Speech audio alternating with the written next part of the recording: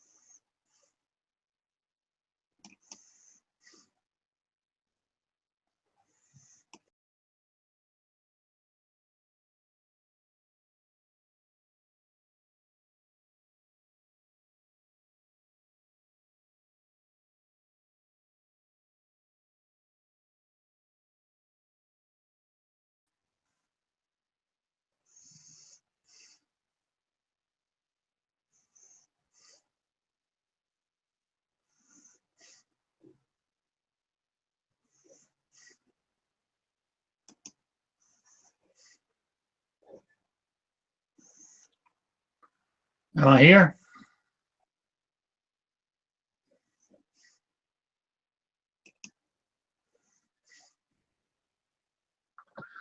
Hmm.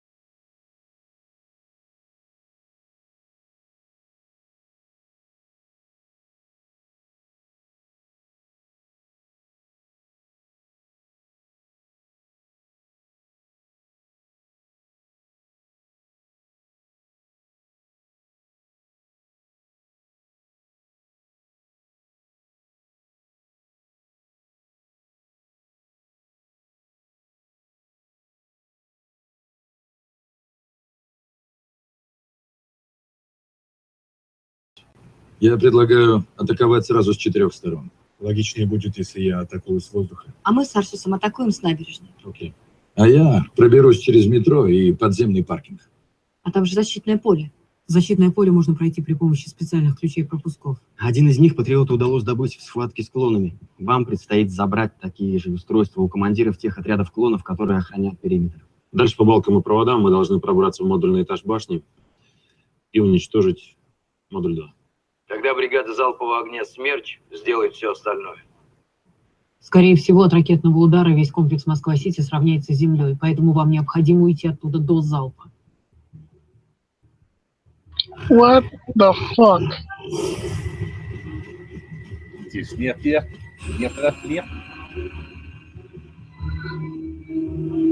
No entiendo.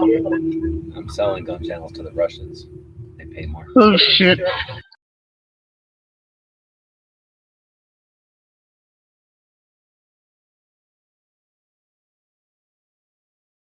The fuck is he gonna fuck a mango or what? I guess he has to deal with them like weeds over there, so he's probably raking them up.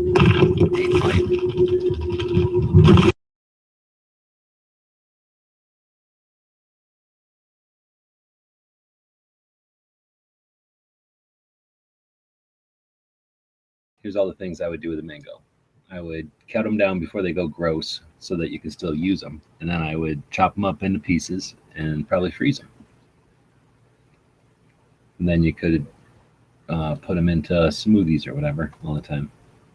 Which one? The yellow one? What? The yellow one? No. The ones that we have at our store, they have like a little sticker on them and they tell you like when they're the color of the sticker, eat them. So they're like green or something first, and then they kind of turn red, and they're kind of weird orange between. That's when you eat them. Oh, those are the best ones.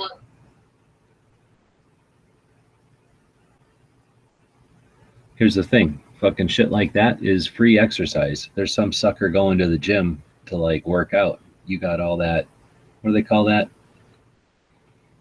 Crazy new exercises that are designed to mimic actual life. You just got all that free exercise right there. Now, if you'd have been doing fucking parkour while you were raking them up, you'd be fucking good to go. Nice. Like, oh, there's a mango on the ground. Do some kind of weird jump over to it, grab it, and then wing it, and then have to like do some kind of zigzag routine to get out of that area that you jumped into. Jump back and forth across the fence, pick them up. Yeah, it's like cross training. It's like free cross training. They should call it mango training. And then you have to wing them all into the garbage can. So that gives you a bunch of upper arm strength. There you go. Plus, it's fucking going to help you out when you have to fucking wing ninja stars at people. True that. Yeah. So I don't know what you're bitching about. Basically got a bunch of free exercise, and he's bragging about it. And instead of doing that free exercise in like some gym where Dano's at, he's doing it like on the coast of Hawaii. Probably hula With the view. Yeah, hula dancers bringing him some kind of pineapple drinks all the time. There he is. Now he can explain himself. We pay good money for them mangoes. You know how to take it and cut it, and then you kind of cut a slice off of it, and then you cut cubes out of it, and then you turn it inside out, and it turns into a little art-looking thing. You probably did that a bunch of times today. Shit is related to poison oak, man. Mangoes are related to poison oak? Either poison oak or sumac. That's why the sap can sting. That's another reason to parkour your ass all around when you're picking them up. So is this like with a rake, or you got to like bend over and pick up everyone like a sucker? Both. Picking up, raking, and then pitchforking. Well, not really a pitchfork, but like the spade version of a pitchfork where the tines are pretty wide. We'll do it live! Fuck! It's just that it's loading them into 55-gallon trash cans and then taking them to the dumpster and then getting them up that high to get them into the dumpster is the work. Yeah, like I say, that's just like CrossFit. Call it Mango Fit. Yeah. Yeah. You You could just set it up as a mango fit exercise, like this certain times a year. You come over here and mango fit. I used to like mango. I don't like mango so much anymore. You don't reach up and eat any of them things before they fall on the ground? Of course I do. All right. Well, then I don't know what you're complaining about. That sounds like fucking good exercise. Do you know what the skin? That you had It's fucking killing my back, dude, is what it's doing. We're Why don't pretty you sure get like a that. cheap driver, golf club driver? Oh, just knock them out into the water. Yeah. And then you get the benefit of watching sharks jump for them because they think they're bait or something. I'm pretty sure that you had some kind of bikini-clad Hawaiian lady passing out pineapple drinks all the time. You're doing it also, so I don't know what you're complaining about. Well, if I had that, it'd be a union job.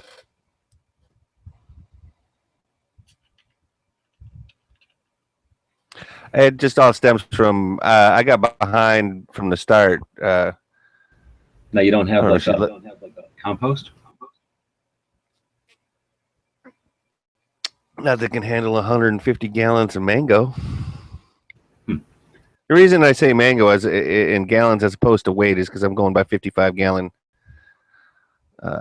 barrels that I'm throwing it in. And by the way, you cannot lift a 55-gallon barrel full of mangoes. I was gonna call bullshit on a fucking 55-gallon bucket of. Ain't fucking happening, dude. I'm going maybe quarter to a third. You know, it's good for that job. A shit ton of trained monkeys. They would work for the mangoes for one, and then they would just create like a bucket line and just boom efficiently. Here's the take thing: they would eat those motherfuckers off the ground. A monkey don't give a fuck if that mango been on the ground and been bug eating, rat eating, fucking whatever. Monkey don't care. Just the trick is to have the monkey poop in the garbage can.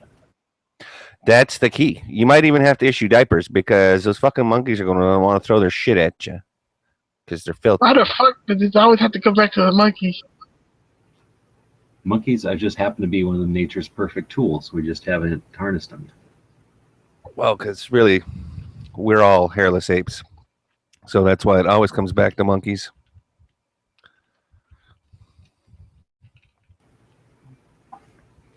I don't know. Maybe the Incredible Hulk can throw 55-gallon fucking barrels of mangoes around. I just know I ain't him. CZ, you're doing it wrong. See, you give me a plate, you give me a plane ticket, I go over there and I do the job for you. I don't know that I can afford your fucking labor costs there, Knives. I think that's a little out of my price range. I hope you don't mind a blind fucking Mexican. Yeah, that don't bother me none. I just can't afford the fucking plane ticket for you, bro.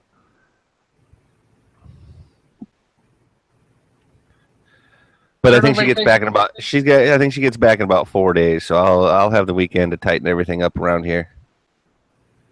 I'll make it. I've been doing it for 3 days already. It was just that it happened to be about 55 gallons of them today that I processed. And here's the problem. The tree ain't done. It's still got tons of green mangoes all over the motherfucker. And we got a second mango tree in the yard that's just now starting to drop mangoes. I love living here. I love fruit growing on trees. It's awesome. You know, we got fucking 2 mangoes. We got like at least 3 bananas. We got some papaya. You know, we got all kinds of shit growing here, which is awesome. But the fucking mango tree is going to push me to the limit.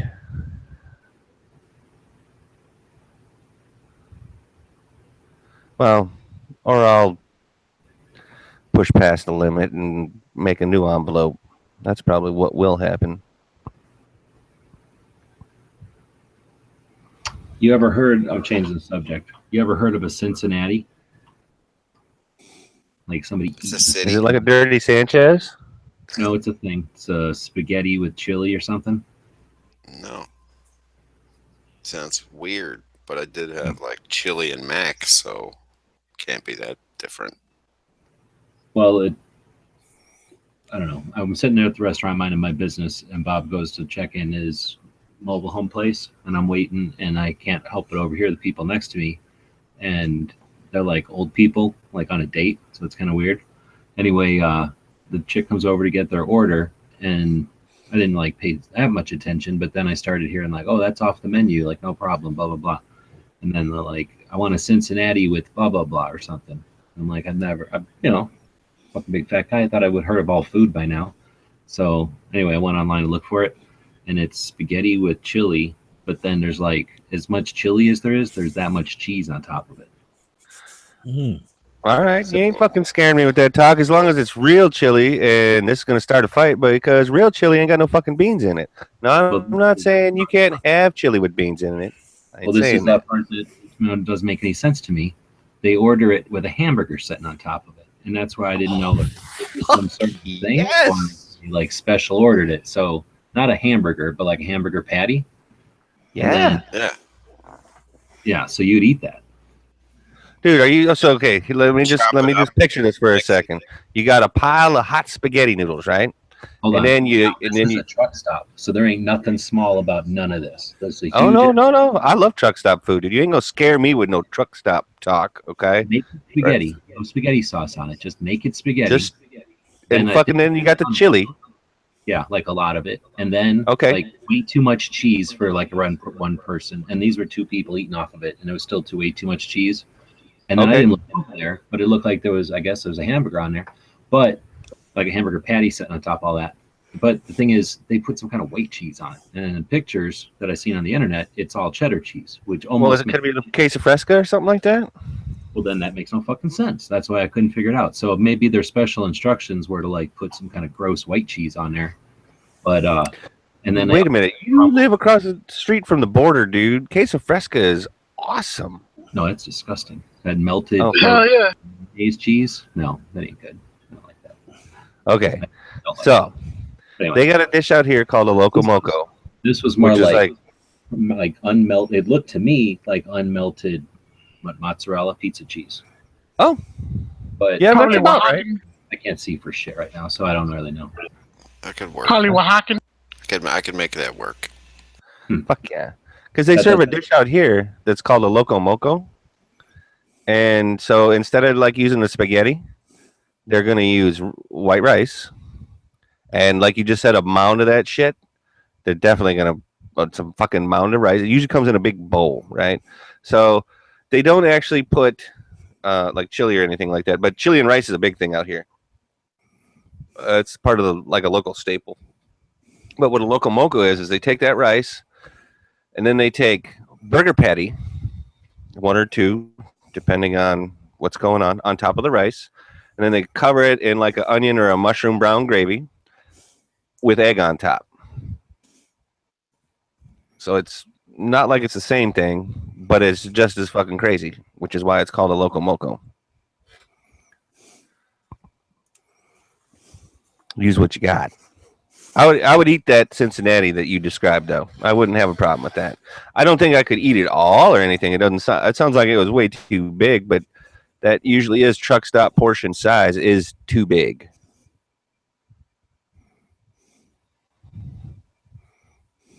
But the ingredients, yeah, no problem. I mean, what's the Texas thing where it's like chili in a bag of Doritos? Like I've eaten that, and Moon said something about chili mac, like mac and cheese and chili. No problem. What about what's a Texas Tommy? Is that the same? I don't know. Never heard of that one either. It's like a big hoagie roll with a bunch of hot dogs, bacon, and cheese on it. Oh. Depending on the hot dogs, maybe. Like they slice up the hot dogs so they're not all okay stuff. Because I'll still eat the ass out of a decent chili dog. I got no problem with that. Heavy on the onion. Oh, it says that it's Texas Tommy is a hot dog where a hot dog is wrapped in bacon and cheese, but it was invented in Pennsylvania in the 1950s. Oh, sweet. Oh, well, then that's why Moon's talking about it. And then, yes, I would eat that because I think I have eaten a bacon wrapped sausage I don't like before. Bacon wrapped around nothing because it never cooks right. So you get like some burnt ass bacon and then some uncooked raw bacon in there. Every time I had it, it's cooked. So they roll Depends it around. on how you do it, man. There are ways to do stuff the right way. Fry it. Yes, that's one way right there. They definitely in this picture look like they had it on a grill. Like they bust it open like they do when they're on a grill. Oh. Well, see, that's the thing. You can deep fry it and get it there, and then finish it off on the grill. And usually that way it gets fried and break some of that grease out. No, deep frying bacon. Yeah, deep fried bacon and bacon grease. You'd get all that, whatever they're frying it in, soybean oil or whatever, all up in your bacon. Yeah, you don't want that. Well, then you'd do it in the oven, maybe. See, that's the problem. That it's not going to be fast enough. You'd have to, like, do it in the deep fry. I would want to put it in a salamander, one of those overhead broilers. Like a broiler. Yeah. Like I gotcha. But here's the thing: if you do that, you're still going to have to rotate it. You know what I mean? No, those are on both sides. Those are on both sides. Yeah, but you're not gonna. You're gonna have it in a dish if it's in the salamander. You're never gonna. You know what I mean? You're never gonna have. It's not gonna be open on the bottom because then you're gonna start a fire. Yeah, maybe put it in there on a rack or something. Coming from someone who has started a fire in the salamander in the restaurant before, trust me on that one.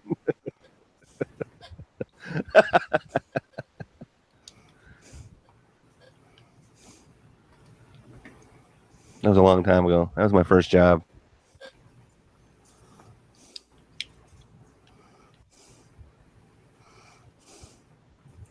Let's see.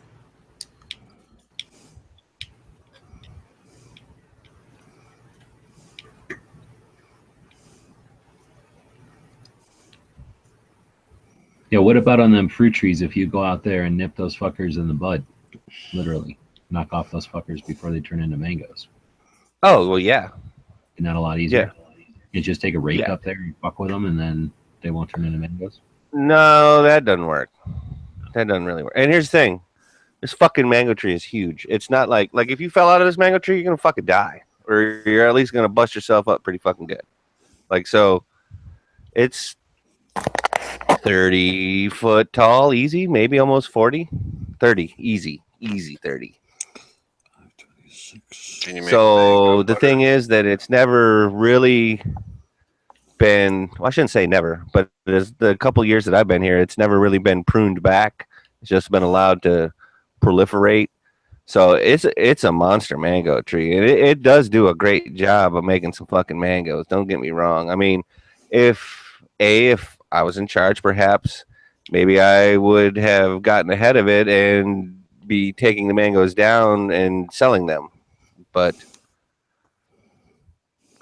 it's not my yard. It's not my call. It's all of that.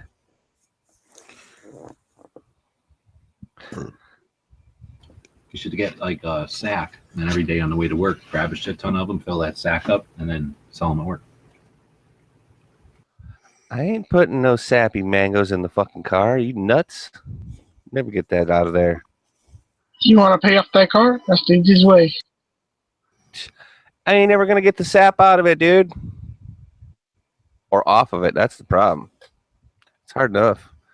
I'll park under a plumeria tree because that's what leans over the driveway. Plastic bag, man. Maybe you fly knives out there, set him up out front. Again, pimp your mangoes. Again, that's beyond the price that I can pay, fellas. Everybody acts like flying out here is cheap or fucking something. It ain't. I gotta look like a sneaky pie. They don't make a rig you can put on your riding lawnmower to pick that stuff up for you? Easy. No. Plus, I don't have a riding lawnmower or a space big enough to. So think about it. Like this place, it's just a house with a regular sized yard lot for the area or whatever. So that's all it is. It's just jam packed with vegetation and What's trees. it like, and a stuff. tenth of an acre or something? We've all No, seen that. We know how big lots are in Hawaii. Come on. I may have Magnum's stash, but I don't have his panache. You got enough room for your Dobermans to run all around. No, I don't. Zeus and Apollo, no. There's no room for them. Unfortunately. I wish there was. Actually, she probably would let me have a dog if I asked her. It'd have to be the right dog and a good dog or whatever, but she'd probably let me. She is pretty cool. Which is why I said, of course I'll help you with the fucking mangoes.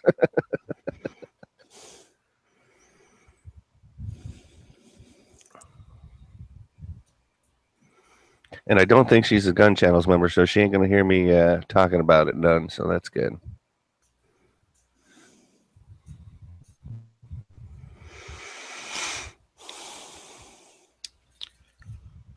How was Edge's chat? Single stack versus double stack? Which one? How was all that? I have no clue. It was good. We had a little trouble. We got into how many magazines people ought to be carrying, but that caused a little bit of rancor. Who's It's Bullseye was trying to be reasonable, and the I got to be able to take on a crowd of jihadists at a moment's notice. But to each his own. Well, isn't there a happy medium in there somewhere where I can take down the hordes of hell? It ended up good. It ended up okay. I mean, everybody, we all realize we're all just, we all have different ideas. Like I don't carry a spare magazine at all. And are you a single stack or a double stack guy? To be honest with you, 99.9% of the time I carry a little pocket 380, a little 6+1. Okay. But I practice with it at 25 yards. All right. So I don't worry about hitting what I'm supposed to hit. So with me, shot placement is everything. Okay. But if I thought I was getting into a hairy situation, I'd carry my FMP9, But again, because I live in Connecticut, I can't carry more than 10 goddamn rounds anyway. Yeah, I can relate to that. That same thing. That same rule here for my handgun is no more than 10. Which, by the way, don't get to leave the yard or the house with it because there is no carry issuance here. Yeah, that's just awful. Granted, today all I would have had to worry about was fucking mangoes knocking me out. By the way, mango falls out about 20 feet. It hurts when it fucking hits you, by the way, fellas. I don't know if you knew that. You definitely notice, especially if they're green mangoes, because then they're fucking solid. But they're not moving more than 1,700 feet per second, so soft body armor will stop them, right? Or I should just wear a helmet. I should just wear one of them, like the guys that jump out of the helicopters do. I don't need bulletproof. I just need impact resistant. What you got? What were you doing there, Moon? What was that? What's going on? Moon, did you get your Glock? I was showing the teacup grip on this video game. Okay. Innovative. I got yelled at that for doing that once. Were you on Gun Channels demonstrating it? Because yes, Gun Channels, they will jump your shit for the teacup grip. I've noticed. I had never taken. I don't remember which course it is, but it's either IDPA or IPSEC, and I guess before you actually go to shoot any of their matches, you have to. It's the defense one, so I think it's IDPA. There's like a qualifying course that you take where they walk you through it, and you get so many points, and you have to qualify with so many points before you can shoot the matches. And so one of the guys in my gun club decided to put it on, and of course I'd never done any tactical courses or any of that kind of crap. And it's really funny because when I shoot bullseye, I always hold the gun properly. But whenever I present it out of a holster, I always teacup the gun. Now, they said it was wrong, but I hit everything I was supposed to hit. So, I don't know. Were you using the 380 or what were you using? Oh, no. I was using the FMP9. I was using my real gun. Top Shot, and everybody would have a different style and be able to, like that one Chinese guy that would refuse to not teacup, but he would still hit everything. And I was just going to say, that was kicking ass. He's kicking ass. Top Shot was like the original UFC. No weight classes, no time limits. Only rules were no eye gouging, no nut punches. Like that's what Top Shot was for me. It was awesome to bring all those different disciplines together. Yeah. It was a good show. Remember the one dude where they zip lined for one of the finales and they had to shoot as they're fucking going down the zip line at shit, dude? Like, who wouldn't sign up for that? Come on. They did the rappelling one too, where they rappelled up a building and shot through the windows and whatnot. Yeah. Now, I'm not saying that's practical CCW training or anything like that, but fucking sign me up for that class. Challenges for this. Yeah. They were cool, at least. Like they'll shoot on the bridge that undulates or whatever under their feet as they're trying to do stuff. Like usually it's pretty safe or whatever, you know, but they do kind of push the envelope. Like for example, you know, think about it. If you were ziplining and shooting, yes, there better not be anybody within any type of range of you. Like whether you know, you were to almost drop the gun or you swung wild or, you know, this, that, the other thing. That was a problem on Sons of Guns. Remember when they did that one show where they were doing like the American Guns and Sons of Guns and doing behind the scenes, and I think it was the Discovery Channel cameramen kept trying to get the best shot, so they would like get real close. And it's like, literally, get the fuck out of there, man. Did anybody get hurt? I'm not sure. Not too bad. Not like permanently hurt. Maybe a little shrapnel or something. A little scare. Because that was the other thing about both of those. It seemed like they always like blowing shit up for the finale of the episode or whatever, right? They always had to have, whether it was gasoline or tannerite or something. Yeah, but that was like all staged pyrotechnics. They probably had professionals. I would hope so. Well, and then I also remember on Sons of Guns more than once. It's like the range. Nope, the back of the range just on fire. That's all. You know, we got a water truck coming. It'll be fine. And as they're walking off, and shit's just fucking burning.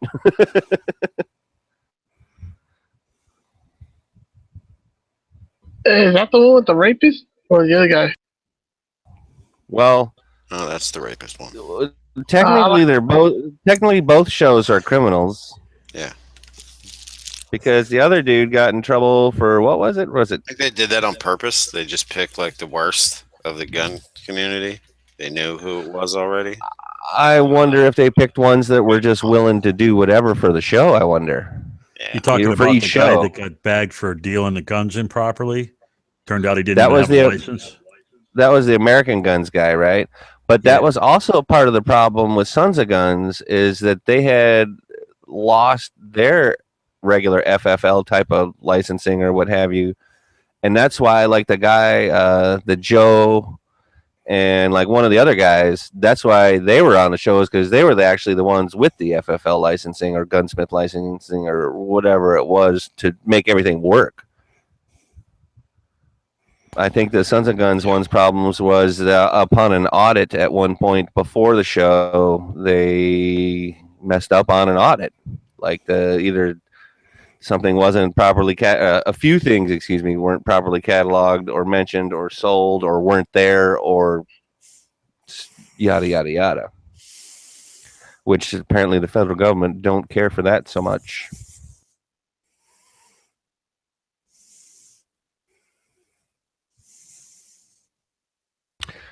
Which I remember an episode where he's like, "Oh, I'm gonna go talk to this purchasing agent for the fucking armed forces or whatever." No, you can't fucking take pictures of them. No.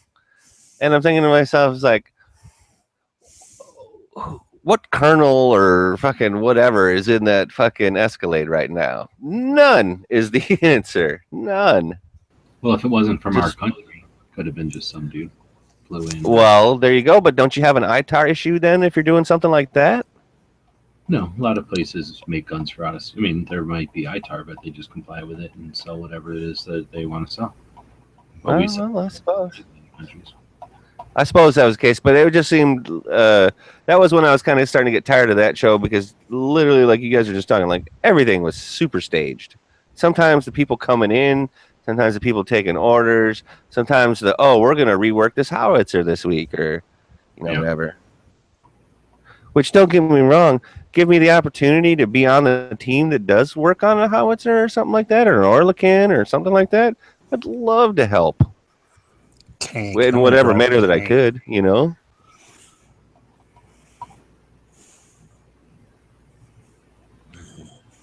Like the one where didn't they do one for they did a ferret once, and I already wanted a ferret before they did that, and I sure as hell wanted one after that.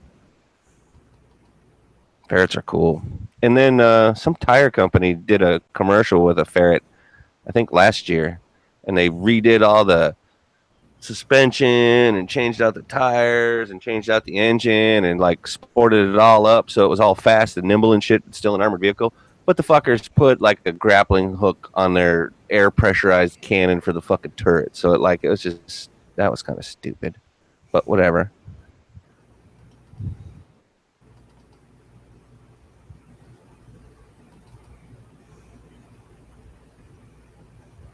I would daily drive the ferret to work. I wouldn't feel bad about that.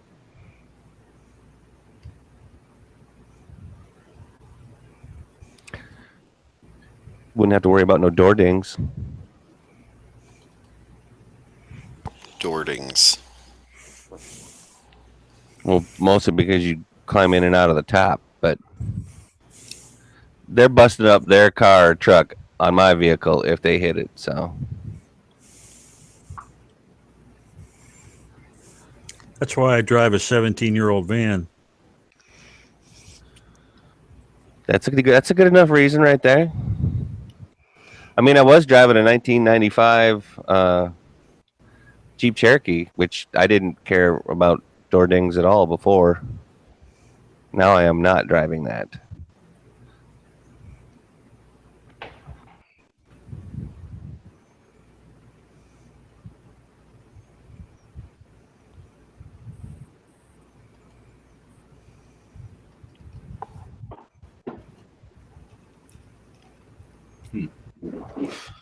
Quick question. When you guys carrying your guns to the range, do you keep the slide back?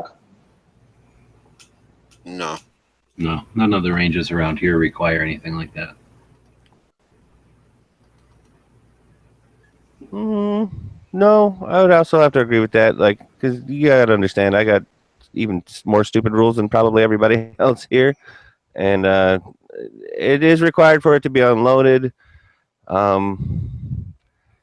I don't think that it's a rule that the magazine can't be in it, but you might prefer not to, since we don't have concealed carry here. You better not have a loaded handgun in your vehicle at any point.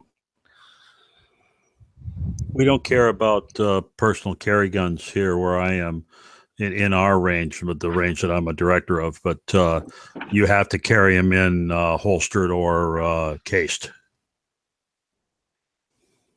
Well, and that is the requirement here. Is you have to. Everything is in a legitimate gun case. It has to literally be something that is made specifically for firearms.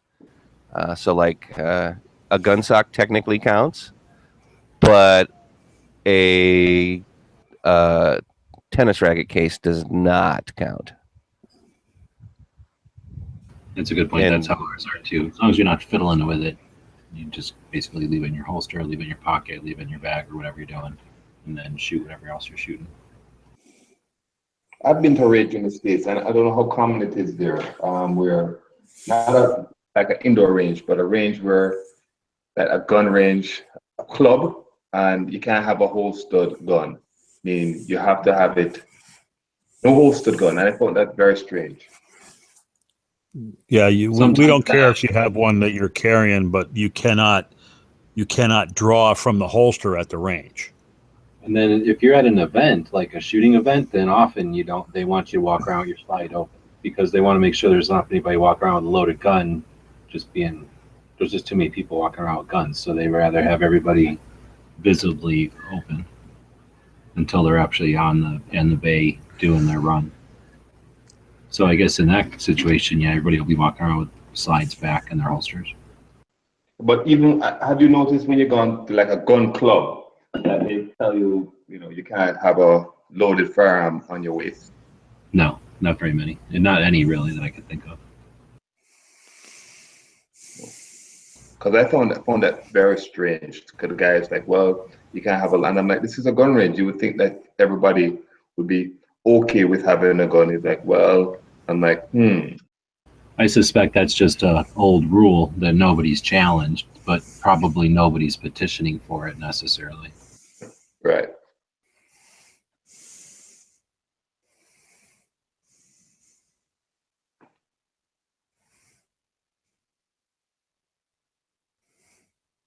And let me ask a question that I asked that was brought up on Edge of the Week. Do you carry extra magazines?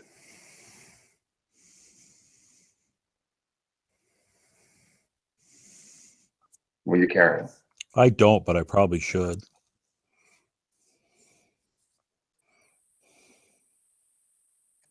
Do you G-Webs?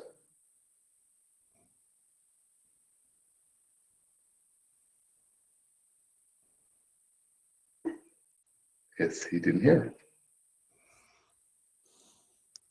I carry a What were you Glock saying? 43 a lot, so I carry 2 mags. Do you carry an extra mag, a spare mag? Just depends on what I'm doing.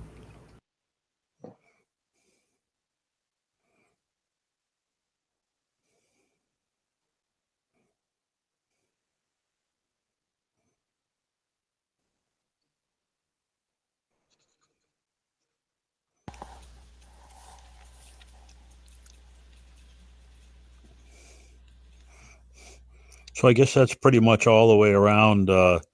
I don't. Moon does. G-Webs does sometimes.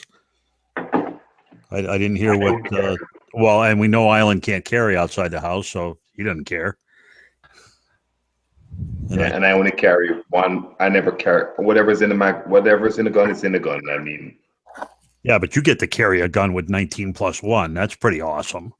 yeah, 19+1, and I can carry it outside my waist, inside the waist. I can carry it, and literally, my license doesn't say dictate that I have to conceal it.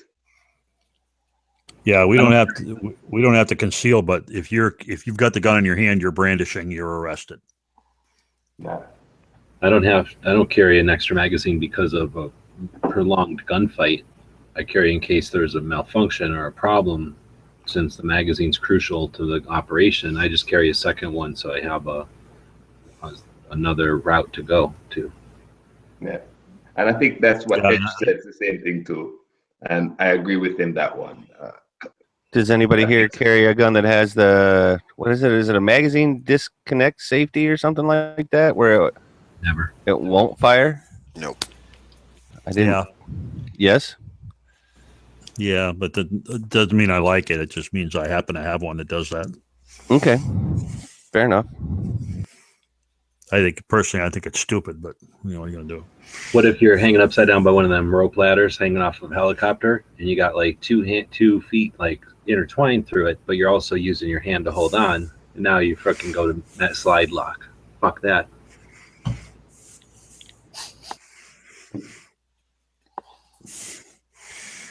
Yes. Somehow I'm gonna have to manipulate the extra magazine into my teeth and then change and rack probably off my chin or something, or the belt. Well, I used to fly in a helicopter once a week from Connecticut to New York. I don't do that anymore, so I guess I have less of a chance of that nowadays. See, I like how you said less of a chance. You didn't say it couldn't happen. You just said there's less of a chance of that happening. I like that. Well, yeah, I could get in an accident and have to go on LifeStar or something, right? Well, you never know when the president's going to call upon you for whatever special skill set that you have to save the world. Oh, I don't think it'll be my fabulous gun knowledge that'll cause that call to happen. No, well, that may be the case, however, but that doesn't mean that you still can't be handy in other areas. He might call you for your one specialty, but it doesn't mean that you shouldn't know how to operate a firearm. Well, that's true. They might have to send a chopper to pick me up. Yep.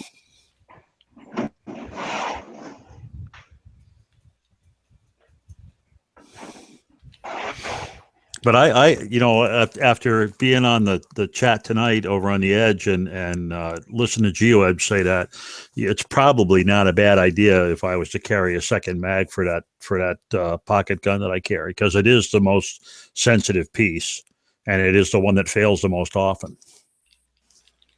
And I do have them, and I have cases for them. I just don't put them on the belt. Is it small enough that literally you could just put it in another pocket, or do people not do that? I could. I don't have, they make that case that has like just a clip that you could do that with. So I suppose I could do. I wouldn't want to put it in raw because then you're going to damage the lips or whatever. But see, I carry everything in front because I'm heavy. I don't carry a wallet in my back pocket because it screws my back up. So I have everything in my front pockets. And when I'm carrying a firearm in my front pocket, I won't carry anything else in there but a coin purse. That's the only other thing I'll carry in there because it's all what do you call it? It's all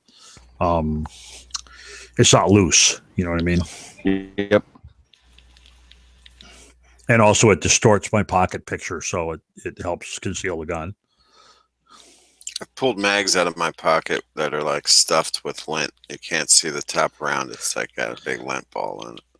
I actually have to, about every 2-3 weeks, I actually have to strip down my pocket carry and blow the lint out of it.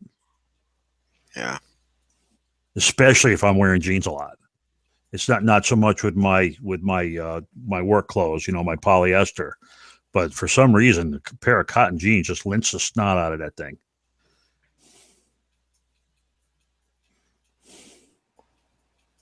It's those damn pockets. On every now and then, anyway. I'm sorry. Well, Alan? yeah. I was gonna say it's them damn pockets, and it ain't the dungaree or whatever. Like you said, it's the cotton that they make that the fabric is for the pocket. You're absolutely correct on that. But you're right. Is that too often or not often enough? Hey, if you haven't had any problems, at least you're maintaining it. Yep. The only thing I worry about is because it's the off season now and we're not shooting again yet. So when we shoot, I'm down at the range 3 to 5 times a week. And occasionally I'll pull out my pocket carry and I'll empty out the ammo in the pocket carry and load fresh stuff. But every time I open the gun, of course, because I have to load one, I have to kind of cycle through them so I don't get setback, from loading them too many times, the same round too many times. I gotcha. Well, I must be bad then. I don't even think about it. I think I'll see it on Edge channel. I've carried a firearm for 24 years, every day of my life, 7 days a week. And in the 24 years, it's like a watch. I put it on, put it in my waist, and I just go. And I don't think. I mean, it's clean. It's but I'm not like, okay. I don't think about anything. It's just a part of me. Like I put on a watch, and if I forget it, I'm like, oh.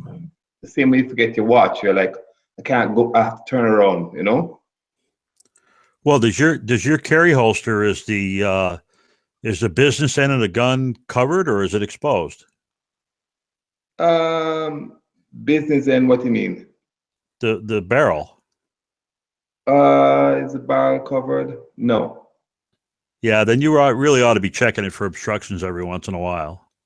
It's probably not as bad as being in a pocket where lint collects, but yeah, I agree. I can see where I put my wallet in a pocket and it gets our coin and it gets tons of lint and issue and. Though I'm fairly certain a bullet would clear the lint out of it pretty well. I'm just afraid the first shot would be off quite a bit. When you got a gun with only a couple inch barrel, it don't take much to screw the trajectory of the bullet up.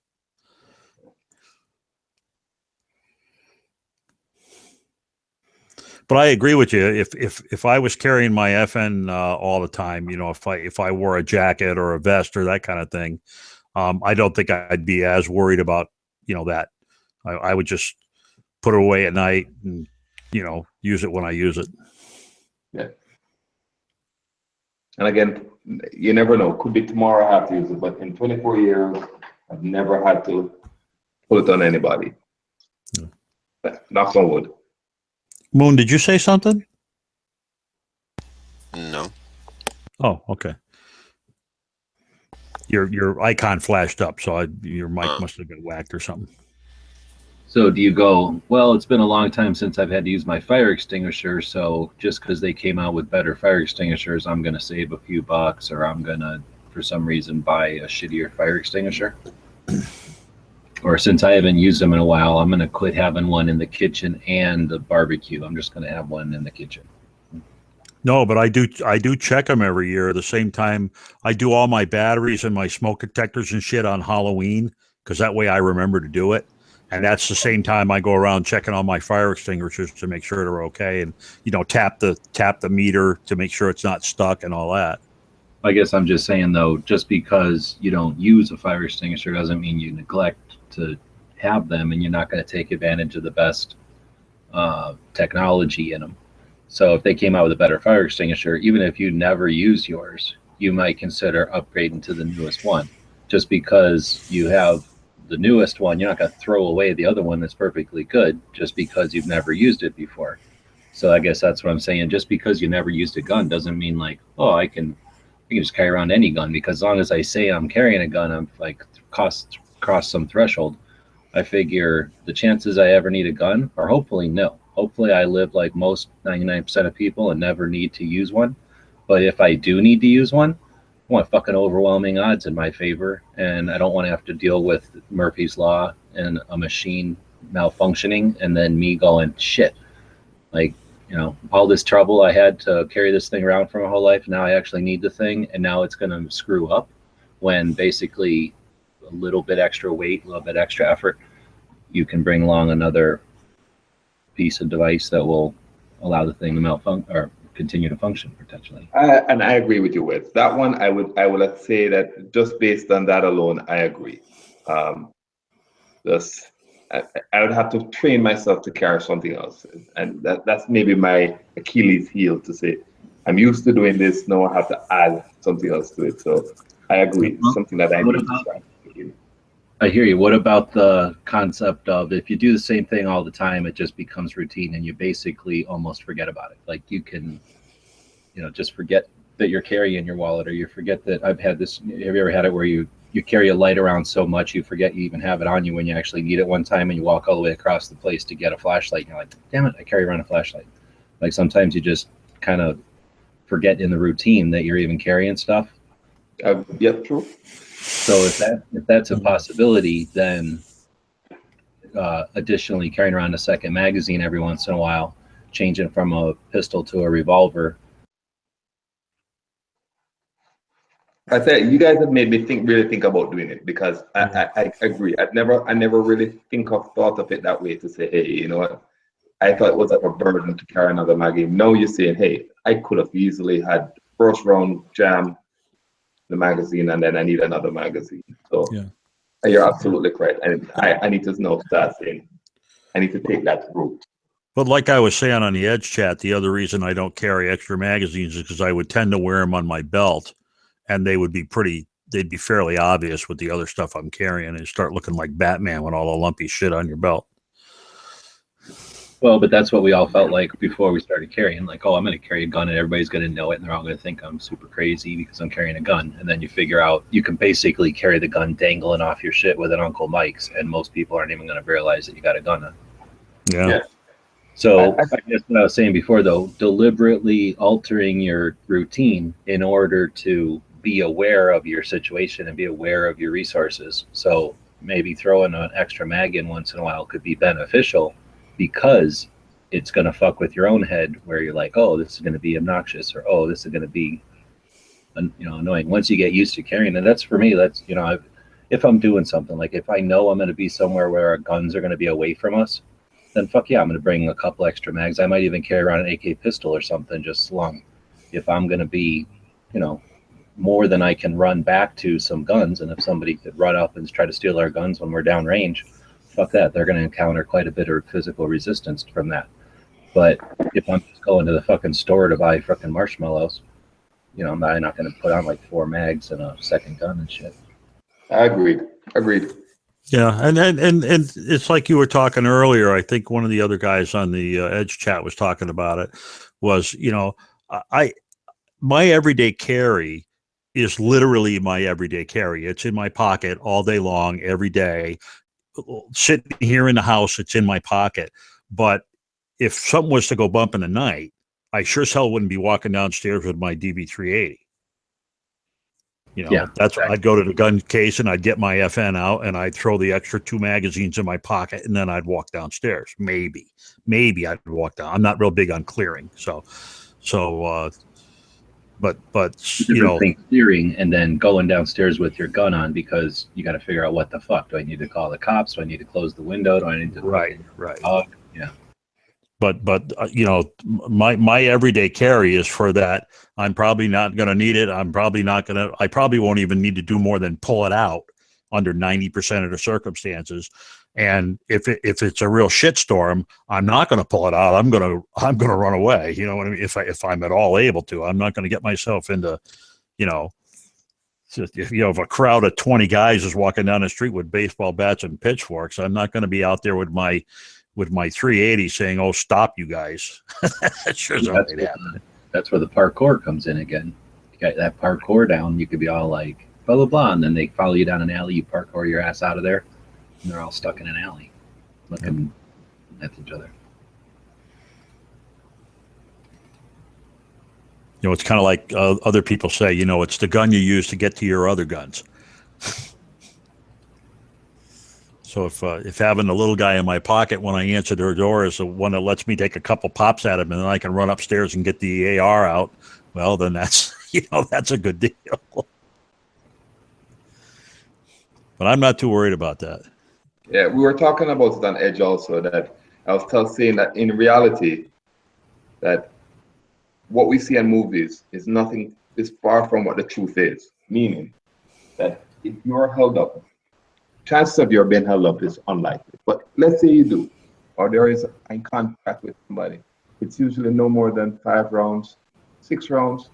If you look through all the FBI databases, look through every encounter that has been, somebody has been in a counter, there's not, if Edge was a thief, not the Edge, if G. Wells was a thief and held me up, and I said, okay, here's my gun, I fired 1 shot, I hit him, he fires back, we're not going to fire 19 shots over each other.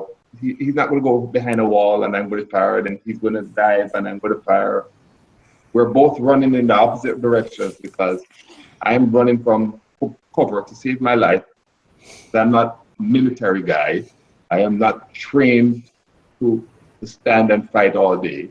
I'm just looking for cover just enough to get away. So in reality, will it ever happen? So the reality is, one, chances of you being held up is very small. The reality of you being held up with a posse of people is almost 0 to 0. The reality of you having to fire 19 rounds is almost another 0 to 0, because if you look at any data, it just doesn't happen. It only happens in movies. It just doesn't happen in reality. Well, it's not that it doesn't happen. It doesn't happen. It just happens very, very seldom. So, right, so when I say, I shouldn't say it doesn't happen. It's almost very rarely that a typical person that's carrying a firearm. So if there is 10 million or 20, there's 300 million Americans, 330 million. If 30 million Americans carry guns every day, the chances of them encountering somebody and having to have a gun battle, and I run and you shoot and I run and there are 20 people shooting at me. I've never heard on the news where 20 guys shooting 1 guy. Yeah, but that I've heard about. Looking at half of it, so you're correct that it happens very rarely, right? But the fact that it happens very rarely isn't the same as saying that you don't need to be prepared. So when it's not that so much like when it does happen, it results in XYZ, as much as you're ignoring all the other times in between. So, in other words, if they're, I don't know, having your tools ready for you, if you, I don't know, you're without trying to pick a specific instance, because doesn't do it justice, but if you need to get a pistol, a semi-auto, ready to go, let's say, I don't know, your mag falls out. That's probably the easiest thing to think of. You're sitting in your car or something, your mag's out. Now you need that thing. You realize your mag's out. When you got a second mag, that's not an issue anymore. Right, agreed. And there's probably a lot of people who are like, I never need my gun, but when I do, I sure as hell want to make sure there's a mag in there. And maybe they get out of their vehicle, they're in a movie theater or something, they realize that their mag is out, they replace it with their other mag, and then they go about their day never having encountered anything that ever needs their gun. Well, that second mag was still super necessary for that guy. Just because he didn't need it is inconsequential. Agreed. You know, what I try to do is that I take a different, I am a very avid believer in guns. I think every person in the world should have one. I truly believe that. However, I tackle it from a different thought process. So meaning that I try to get people to get involved in guns to be realistic, in the sense that I tell them this is, I tell them the real scenario. Because what happens is that most people that don't own guns or don't like guns think gun owners are fanatics. You're saying what you're saying is technically accurate, but it doesn't do justice to it. So if you're going to carry a gun for the very minute chance you'll ever need one, so you're really carrying a gun to be responsible to yourself and to your family and to your neighborhood and then your state. You're carrying so that you become a statistic. That means there's lethal force, there's lethal resistance to someone who chooses to fuck around with other people, who fucks around with the innocent. So you're basically taking that on. So to suggest that it's only appropriate, it's only necessary to focus on the actual interactions is not doing it justice. So if it's something that you're going to take on as a responsibility to carry the thing, then just getting to some minimum level because chances are you're not going to need it is not doing it justice. That's like saying having one fire extinguisher per house is enough because you're probably never going to need it in the first place. Instead, we would say having a fire extinguisher near every source of open flame is enough. And if that means having a couple more fire extinguishers and that costs a little bit more financial burden, and that's a little bit more of a pain in the ass because now you got more fire extinguishers to check every once in a while, we take that on as part of that obligation. And I'm going to suggest telling somebody that it's not realistic to carry a bunch of extra shit is not doing them any favor. It's better to say, look, the realistic thing is you're never going to need this thing. But when you do, be fucking ready. So that means carry a fucking little bit more shit once in a while. Have a first aid kit. That's part of it. Have a fucking chat with your family so that they know if daddy gets shot in the basement because of some fucker was Jimmy in the back door, this is what you do. This isn't the first time you're encountering it. It's a fucking ugly conversation to have, and it's paranoid and it leaves an impression. But you know what I'm saying? You to say, oh, I got a gun, so I'm done. Probably statistically, this is all I'll ever need. I think is an injustice. That's why. All right, let me give a better example. So, for instance, if I say to my son, "Hey, my wife and I said, hey, we're going to make our son play tennis. What is it to play the tennis? Just get a racket and we'll just start learning. And hopefully over time, you'll become addicted to tennis. So now you get tennis shoes, you get tennis hat, you get clothes, you get all kind of different things. You add value to it. But what happens is that when I tell my son that I have to get all of these things, the first day he starts tennis, it's overwhelming. So he's like, oh, no. So I take the same concept with a gun. So if I'm introducing somebody to a gun, I say, hey, you know what? It's for your life and protection. You want to start because I know this is a very addicting, not hobby, but for your protection of your life. It's not just a hobby alone. So it's very addictive. You get one done, you tend to want to buy another one. And then you buy another one, you want to buy another one. It's just naturally addictive. There's nothing more addictive than firing something at the range and feeling a bullet go through a magazine, go through a gun. So I try to take it from that approach where, hey, you know what? Hey, this is for your protection. Try it. You might like it. You know, And then hopefully they say, hey, this is not the thought process that I have about gun owners. They're not radicals. They're not people that are extremists. That's not a bad approach, Marvin. And then once I get them involved, then I can kind of take them to the next level. What I try not to do is scare them into it. So I can see easily in any sport when somebody says, I go to a coach and say, hey, you know what? My son wants to play, as I said, tennis as an example. And they're like, oh, sir, you want to play tennis? Okay, you got to do this. And I'm like, whoa. I can't do that. That's too expensive. It's overwhelming. I just want to learn the game.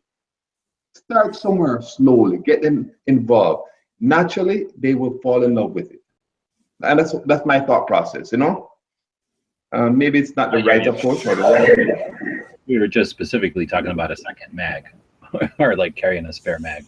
So I hear you, but I think I'm just going to throw a spare mag in there anyway.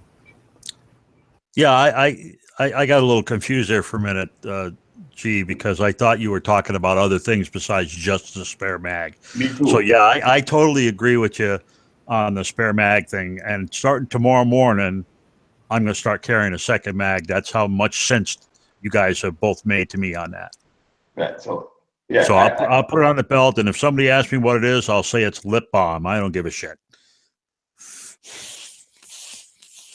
It falls right under. It's none your fucking business. Well, yeah, there is always that. Just saying, right? I mean, And a that's lot not of always people, the attitude to approach it, but yeah. It's just I try not to be confrontational, I mean, that's part of the deal about being an armed citizen is you don't escalate, you don't do that kind of stuff. Just be like, it's a safety device, and then they'll assume it's some kind of medical. Yep. I agree Yeah, with yeah, the second safety mag. I was just having problems with the guys that think they need to have the frickin' bandolier and all this other stuff, Well, now I get to challenge you to carry a tourniquet. Yeah, good luck with that.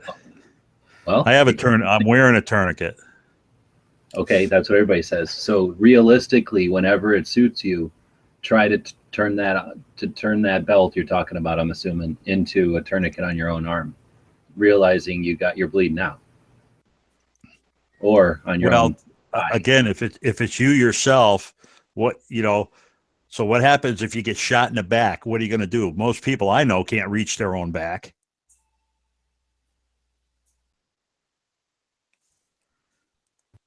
And actually, no, I was but talking about technically, my statistically, t-shirt, not myself, but that's okay. Speaking, well, statistically speaking, in your lifetime, my lifetime, anybody on this lifetime, there is going to be more of a chance you'll need that tourniquet, either you, yourself, or somebody else, than you will ever need the firearm.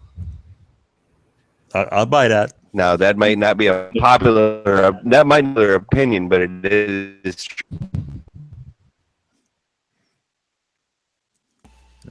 You're roboting. A little bit, yeah. I think I need to charge my mic. Oh, there we go. That's a good. Is he breaking Yes, up, it is or from was that mod just- recording Yeah, device. Lay down intro. So that's good. I like that. Wait, what?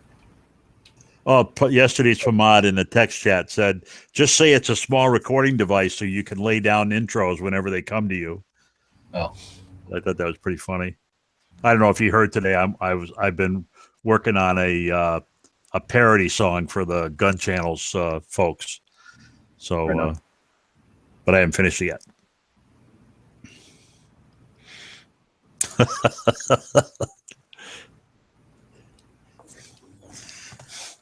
You're listening to 98.5 WNCX, Cleveland's classic rock. okay. So you were You mean saying like with that? the tourniquet, I'm not aware of any tourniquet application that would be on your back. Your tourniquets are basically your extremities. Yes, but then people want like chest compresses, and that's where it goes from there. No, you can improvise a compress for sure. You can just take off your shirt and make it a compress or something. But a tourniquet specifically, you're really going to have to put effort into making your belt into a tourniquet and to self-apply it. But the other thing is being quick. So, having one in your pocket or whatever. Here's the thing. The SWAT tourniquets, are you familiar with those? They're basically I've heard you guys talk about them. I've never actually seen one. It's about the size of a pack of cigarettes, but it's soft, and it's basically just a rubber band. It's a rubber band, but really wide. Kind of like nitrile hosing kind of stuff. Way thinner though. More like, have you ever seen like some of those exercise bands that were popular years ago, like resistance Oh bands? yes. They were kind of like they were like balloon material, except a little more substantial, and then just in thicker. shape. Anyway, so it's just a piece of that wadded up enough that you can get it around a pair of pants. It's not ideal at all, but anyway, the main thing that the reason I started carrying one. I carry one whenever I have pockets, extra pockets. Like some of my pants have extra pockets on them, and that's where. Am I still on here? Yeah, you're good. My computer's acting weird. Whenever I have like an extra pocket, that's when I'll put a tourniquet in there.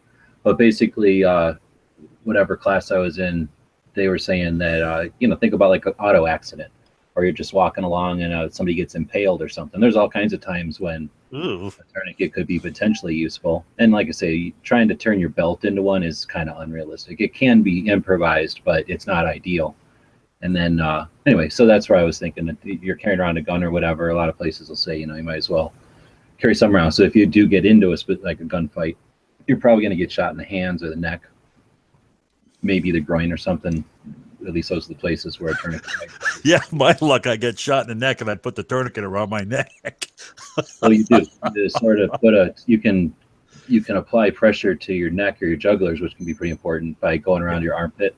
So yeah, a tourniquet can be applied to your neck. Not around your neck, obviously you die, but around your chest or whatever, you can apply pressure to your jugulars or your sides of your neck. Yeah. And it's that would be something I guess you could carry in a back pocket, since I'm not using my back pockets for anything. I don't know, and I honestly don't think it's worth it all the time. But a lot of people carry around cargo pants too, and then it's simple to put into a cargo pocket. And then clean gauze is just, well, again, it depends on what you're doing for a living. But if you like are anywhere like a cop or something, I would. Yeah, I don't do any of that kind of stuff. I'm just an average retired dude. Me too. Call 119 in my country. We don't say 911. We call 119. Call the ambulance. Well, but he has a point. The ambulances are like police. When seconds count, they're only tens of minutes away. Yeah.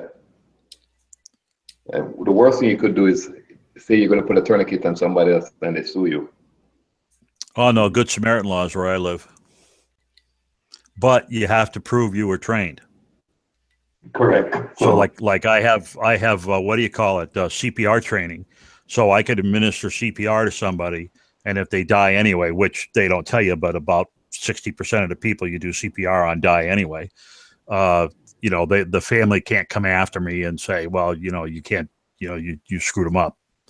We have a Good Samaritan law in the state that I live in that protects you from civil action. Yeah, it was. It was so fun learning. About 2 years ago, I was just I was watching the videos on YouTube, and the guy was talking about his everyday bag that he carried, and he talked about he was carrying Band-Aids and medical things and all kind of things he said he carried in his bag. And I had to just give him I never comment on anybody's videos because obviously it's your video, that's your opinion. But I had to tell him that was the worst advice he could give. And he was somebody that had a large channel. I think he had 20,000, 30,000 subscribers. And I said, that was the worst advice you could ever give somebody. That you go to a range, somebody gets shot, and you're not medically, have a medical license, and you're going to put a gauze on them, and you're going to do all kind of different things. You're just opening up yourself to the probability of being sued. Just call 911. Why take that chance? I mean, yes, it's a Good Samaritan, but. Well, if it's a choice between them dying, I mean, a lot of times you call 911 around here and they say, is there any way you can stop the bleeding, blah, blah, blah. So, what are you going to do? I mean, I could see carrying that kind of stuff in your car, or like I carry a pretty decent first aid kit in the car. Yeah. but I don't carry that kind of stuff on my person all the time. Yeah, he carried it in his bag, everyday bag. And he says, when you go to the range, that's I'm pretty like, cool. and I'm like, I just I'm can't like, be bothered. I'd freaking forget the thing everywhere. Carry what everywhere? He was carrying all bandages, tourniquets, all kind of different things in his everyday bag. And I'm like, I had to write him and say, hey, you know what? He had like 20,000 subscribers, and I had to write him. This was about 2 years ago. And I had to tell him, hey, I said, what you're doing is just makes no sense because you're opening yourself up for liability. Why would you risk yourself? You know, are you medical? You're telling people to do this. It's not like what you're saying you're doing it. You're telling people, hey, carry medical supplies in your everyday bag because if somebody gets shot at a range, you can administer help to them. And I'm saying, you should not be doing that. You should be saying, hey, let me call 911. 20 years ago, yes. But today's days, people shoot you in a heartbeat. Well, technically, you have that stuff in case somebody else is trained to utilize those materials, like a nurse or a doctor or an EMT does happen to be in the area of, like, say, an auto accident or something like that. You have that stuff with you for that purpose as well. Yeah, but in a car accident, I agree. But he was saying specifically to carry it into a range. He said, this is what he does when he goes to the range in case somebody gets shot at a range. So I had to reply to him in a comments, and I never write comments. I just said, whoever's listening to this guy, don't listen because this is a bad advice. You're legally putting yourself in, a place where you're telling people.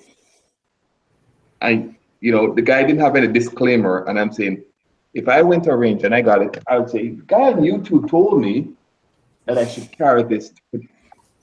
That's where I got it from. Yeah. Well, hold on. Number one, here's where you heard it from, and so that's not going to be liable to the guy on YouTube for offering a fucking opinion. I don't know how it works there, but that's not how it works here.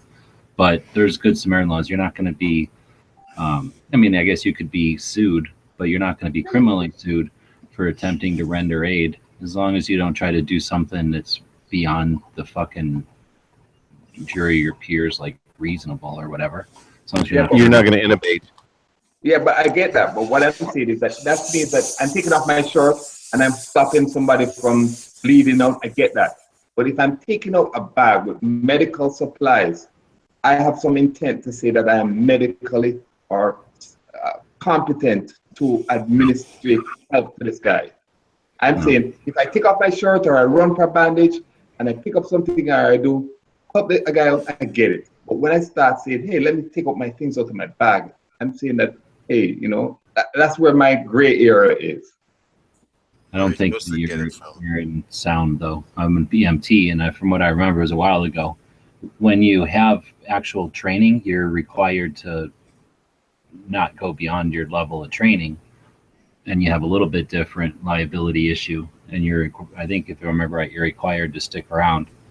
But if you're just a regular person, there's no liability. They, in fact, have laws to prevent that from happening so that people don't think twice about helping other people out. The most concern I would have would be catching some fucking disease off of a fucker who you don't know goes down. So if you're going to offer that advice, I would just make sure to throw gloves in there.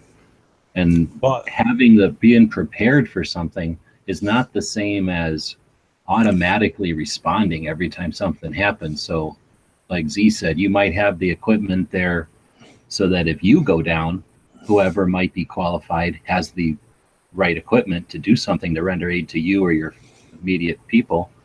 Or again, you could throw it to somebody, like Jaeger says sometimes. You just have this equipment because it's legal and prudent to have it, and somebody else goes down in front of you. What kind of a fucking sadistic bastard isn't going to take their own supplies, throw them to somebody who's capable looking for supplies and render assistance?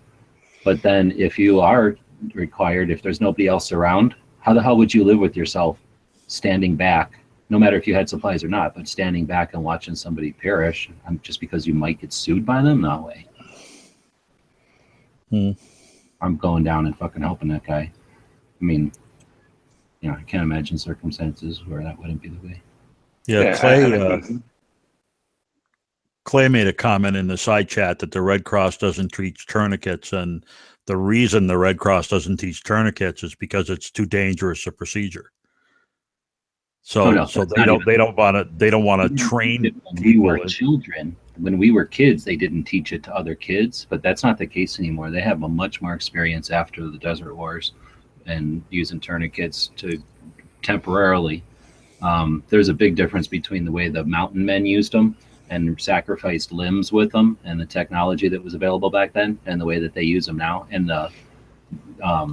the capability of a tourniquet now. And again, trying to talk about improvising one off of a belt, good luck. I can guarantee you 100%, even in EMT school, we didn't practice tourniquets completely where you're shutting off. Well, okay, we did occasionally if we were talking about pulling blood.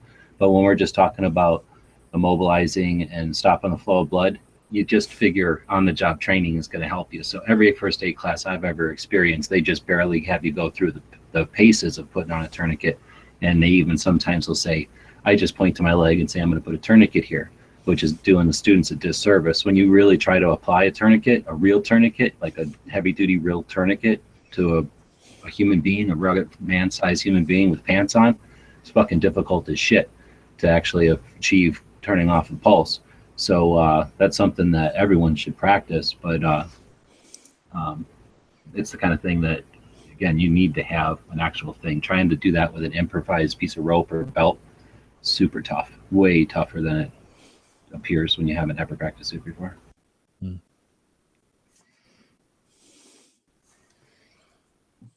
To think about it, all the guys that you've heard on the news that you've watched that has become, not heroes, but has done act of, bravery and helped out another citizen. And 99% of the time, there was somebody just walking down the street, somebody got hit, somebody got hurt, and they just jumped into action. Unless they were a doctor or a medical person. But just an average Joe walking the street, not walking with a tourniquet, walking with medical supplies, just actually walking down the street. I've never heard on the news where somebody said, yeah, I could have saved this guy because I had a bandage and all of these things in my bag. I walk with 24 hours a day. So what? Number one, the news doesn't report on everything that happens. And number two, they have an agenda, so they report on what they think is interesting. And I would think that would be more interesting. I don't care if nobody has ever successfully saved a life with a tourniquet and a pair of gloves. Doesn't mean I'm not going to carry a tourniquet and a pair of gloves. I mean, I don't need other things to justify a good idea or examples of it happening to be a good idea. Do people put lightning rods on their house? Do they have to all experience having a lightning strike first? No. All right.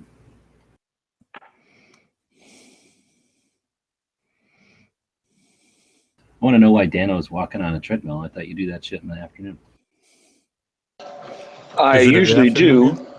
but today I didn't, and I was feeling pretty good when I got home from work, so I decided I'd hit the rabbit trail. Tell him the truth. The gerbil died, and you need the electricity for your laptop. He's doing it for the ladies. What are you guys talking about? Yep. What the hell is YTM?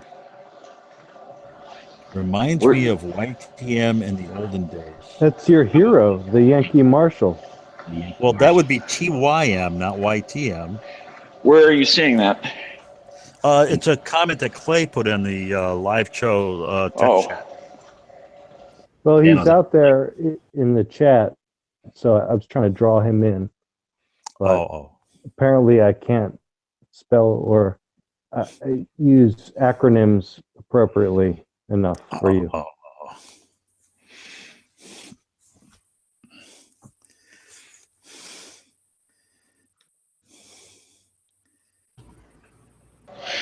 No super chat in the lobby. Yeah, you guys are on your own. You're not making any money tonight, I guess. Crap. I mean, we're talking about individual first aid kits. I was wondering maybe what Yankee thinks about that. He's got a military and police background. Yeah. Yeah, he's definitely got a bug out bag. He calls it his get home bag. You know, that and a cup of and a quarter will get you a cup of coffee. No, it won't. Well, and you know maybe, that, Dano. It's maybe 75 cents today. Well, I think we were just going on G-Web's comments that, you know, sometimes it's just a good idea to have preparatory materials at hand, and it's not necessarily a bad thing to have those things at hand. I am a big believer, whenever possible, to have it and not need it, than need it and not have it. Yeah, isn't it Murphy's Law that says if you're prepared for something, it ain't gonna fucking happen? That might be the other way, but yeah. Yeah, I think it's a corollary. Yeah. Now, just because I bring tools along doesn't mean I'm going to have the right tool, but at least as long as I have the basics covered, I can cover the basics. How many times have you brought the tool bag and ended up needing the tool bag on the side of the road? Almost never. For myself. Oh, dude. I've driven so many pieces of shit that Grandpa was a mechanic and stepdad taught auto mechanics and was shade tree mechanic, and he pretty much, if you ain't gonna be rich, you're gonna have to fix this shit yourself. So you better start learning now. Hand me that 9/16. When I was a kid, I always had 3 cars: the one I was driving, the one that I had just got through fixing, and the one that had just broke. So I know exactly where you're coming from. But I'm just saying, now that I'm an older guy and I take better care of my stuff, I carry and this actually kind of goes along with some of the other comments that were out there, that I carry a minimal toolkit now in my cars, where I used to carry a much more comprehensive toolkit. But mostly that's because there's so little you can do with cars nowadays. You know, it used to be you could really do things to get them running. Nowadays, it's very difficult. Yeah, there was a couple of things that could go wrong. A hose could be leaking, or a wire could be cut. So basically, if you could splice or repair, you could limp along for quite a while. Right. Whereas before, you had distributors and other things that were you could get into them. And I mean, I remember one time we had a guy broke down on the side of the road with a Volkswagen Bug, and I literally fixed his distributor with a paper clip. Got it going enough for him to go home. Raphael needs. I mean, but if you get a flat tire on a tire that hasn't been rotated and it's been on there for 4 years and the nuts are rusted on there, and you need either to extend that tool or you need a steel mallet. So I've used pipes in that regard, and I've used steel mallets. Yep. I mean, I'm not. I also started carrying PB Blaster in the toolkit. I don't know if everybody here is familiar with PB Blaster, but that stuff is awesome. Like what we used to call liquid wrench. It's like that, but it's more. It's more than just liquid wrench. It not just a lubricant; it's a super penetrant as well. Well, that's what liquid wrench was. You blast the freaking rust right off with that shit. The other thing that I haven't come up with a good solution that works all the time is when you get all the nuts off and the steel rim is still rusted together with the hub. So you have to beat the inside of the tire with something like a 4x4, which trying to get a good angle I'd is not usually easy. just find an abandoned house with a swimming pool in the backyard, and then I fill that full of used motor oil and just drive the vehicle straight into it, and then drain the motor oil into the city sewer system, and then drive the vehicle out, and I'm good to go. All the nuts just fall right off. Oh, I think the nuts were already involved before they fell off.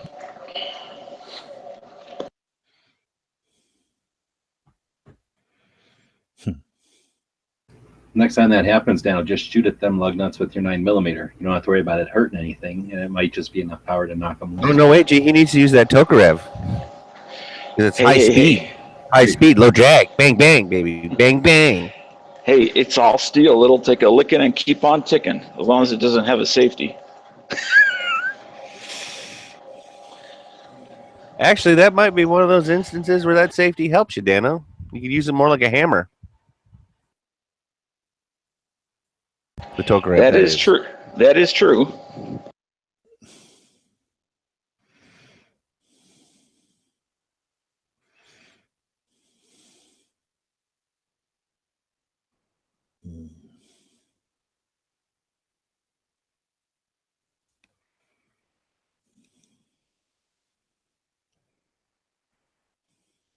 Just thinking about all the times that I've been broke down on the side of the road.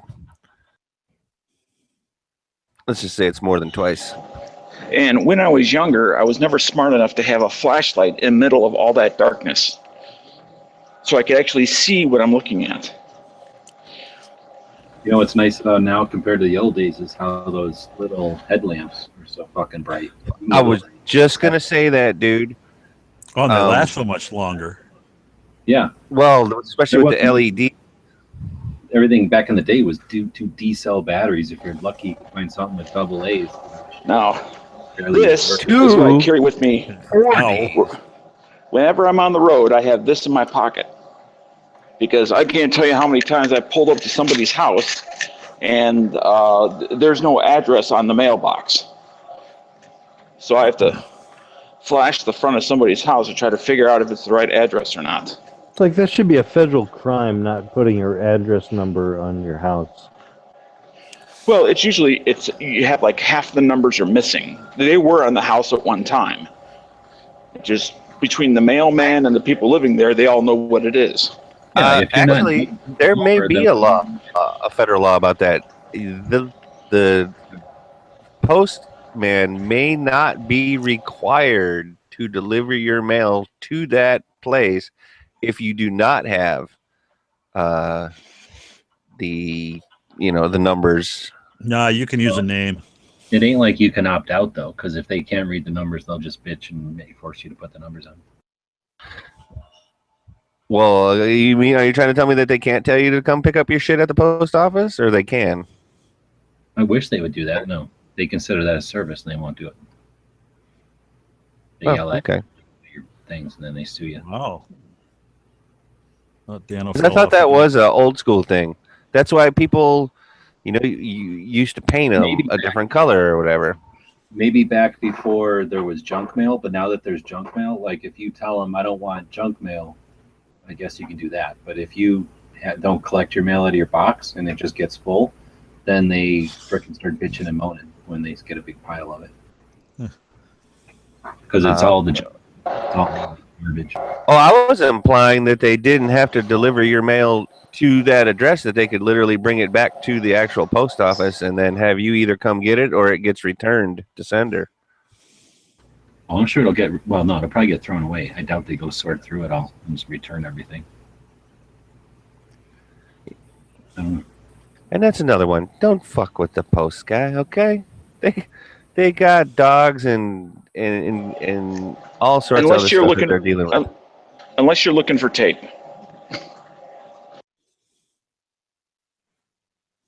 Yeah, ain't nothing in life freed. It's been proven that if you fuck with the postman, you will do hard time in a federal. Yeah, that is a federal crime, correct? Yeah, it's federal. Inhibiting the delivery of mail or something like that. I mean, I'm not saying it's a felony or nothing like that, but I do believe it is a federal crime. A federal misdemeanor is just as bad as a felony, I think. Yay, what are you in for?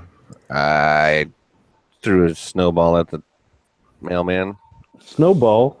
Dude, around here they shoot the mailman.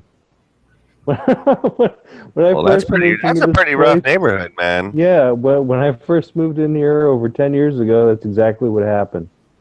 Letter carrier got capped. I think they shoot a mailman in every neighborhood, though. And, they found them. Like a normal thing. And I'm pretty sure they're doing time in Leavenworth. So, FYI, for all you entrepreneurial thugs out there, you're looking to make a few bucks off the letter carrier. Think again. Yeah, And the letter carrier don't carry cash. It ain't like back in the day when they would sell as many stamps on the road as they would at the counter or whatever. Like that mailman ain't got no money. What, you gonna cash somebody else's check without your name on it? Like, and you gonna use a credit card? I mean, that mailman ain't got no money. Those days are gone. They may be looking for the packages. You know, Amazon comes to them sometimes. Well, then I hope you get that huge purple fucking dildo then, with no use for it.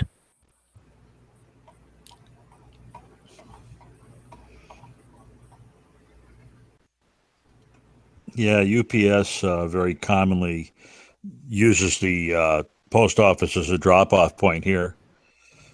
And a lot of times I'll get, like when I was on vacation and I had all my mail suspended, I was getting emails from UPS saying your package has been delivered. And I'd call the family and say, go look and find out if it's out there. And of course it wasn't here because they were holding it at the post office.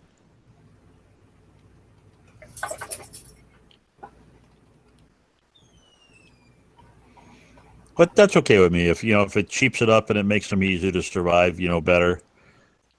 I mean, it's bad enough the way they've raised postal rates. If I'd have known this, I would have invested in massive amounts of stamps, forever stamps years ago. The ones that you could use without the rate change or whatever, before or after the rate change? Yeah. I mean, when did they start doing it?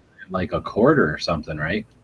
Yeah, they started doing them when it was in the 30s, I think, 37 cents or 36 cents.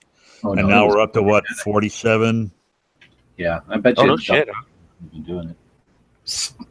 I mean, I remember when better than CD. Postcards were what, 9 cents, then 13 cents, and like regular mail, I remember it being 22. And I'm sure it was cheaper than that, but that was one of the. I think that's one of the last times I used stamps. It was 2007 for the 41-cent stamp was the so-called first forever, right? First class stamp. So, well, they're only at what the fuck, 52 cents or something now. Holy shit! Yeah, it's still less than $10 for a book of 20. So it's got to be it's $10. Maybe I'm wrong there. $9.68, $9.60 or $9.80, something like that. I find now though that like I don't hardly use stamps for anything. It seems like whether good or bad. I mean, I go to the post office and just get the postage for the thing usually. Because I mean, if it's a package or whatever, or if it's one of those padded envelopes or whatever, like I ain't putting six stamps on that thing. I'm literally in line. I'm just gonna put the shit in there, put the address on there, seal it, and then give it to the person behind the counter, and they're just gonna put the right amount of postage on it. I'm old fashioned. I still pay most of my bills through the mail. Understandable. I don't like having auto withdrawal and linking up all my accounts and shit that bothers me. Yeah, I don't like auto withdrawal either. I mean, I understand it has usage and whatnot. I just don't care for it. Have you heard of this thing called online banking? Yes. Yeah, I hate that too. Yeah, it's this modern thing that came out about 20 years ago, and you can just have an account at your bank and pay your bills online, and you don't have to write checks or lick stamps. Yep. Pretty innovative, actually. Well, and now you don't even get to lick stamps no more, do you? It's actually a sticker. Oh, it's peel and stick.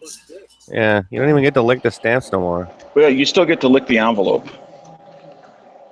Not on most anymore. It doesn't seem like. It seems like they all got the same peel thing. On the utility ones I get sent, they're all lick and stick. Yeah, the ones you get mailed from the company, those are typically lick and stick. Yeah, because they can save half a penny and slowly poison us with glue from horses. You say half a penny, but I've watched Superman 3, and I know that all those half a pennies add up. So when you're talking about a municipal power thing where there's literally thousands to hundreds of thousands of envelopes being sent. Yeah, in a year. It makes sense. I understand. it makes sense. But I do hear what you're saying, Dano. Don't get me wrong. I hear what you're saying, brother. It's tasty, delicious. Not Maybe so it's much. just your way of disseminating some kind of serum that you're taking part of when you're getting your. Or that's how they're gonna set in motion the virus that's gonna get unleashed from the CDC. Well, according to Logan, that's how they're going to keep the mutants from procreating and coming into the population with their high fructose corn syrup poisoning. Well, it's slowly working. I see Oh, examples. I don't know. of It seems like there's more mutants now, I think, than there ever was before. Well, that's exactly what I mean. I mean, I see more examples every time I go to Walmart. You know, people So riding the in. solution to that is stay out of Walmart. Well, I'm not saying it's a problem at Walmart. I'm just saying as a sampling place, as compared to how many people I used to see at Walmart that had to have an electric cart because they were too big, as in heavy, to walk the distance. Hey, we used to have a guy on gun channels that would televise the freaking commando cart raids on Walmart at night. I miss that guy. I miss those. I miss those a lot. That's true, but he also had no shame. I disagree with that. I mean, it did not bother him to be on the cart as he drove around banging into the merchandise. Well, I don't know that he ever banged in the merchandise on purpose. Well, I didn't say on purpose. I just said banging the merchandise.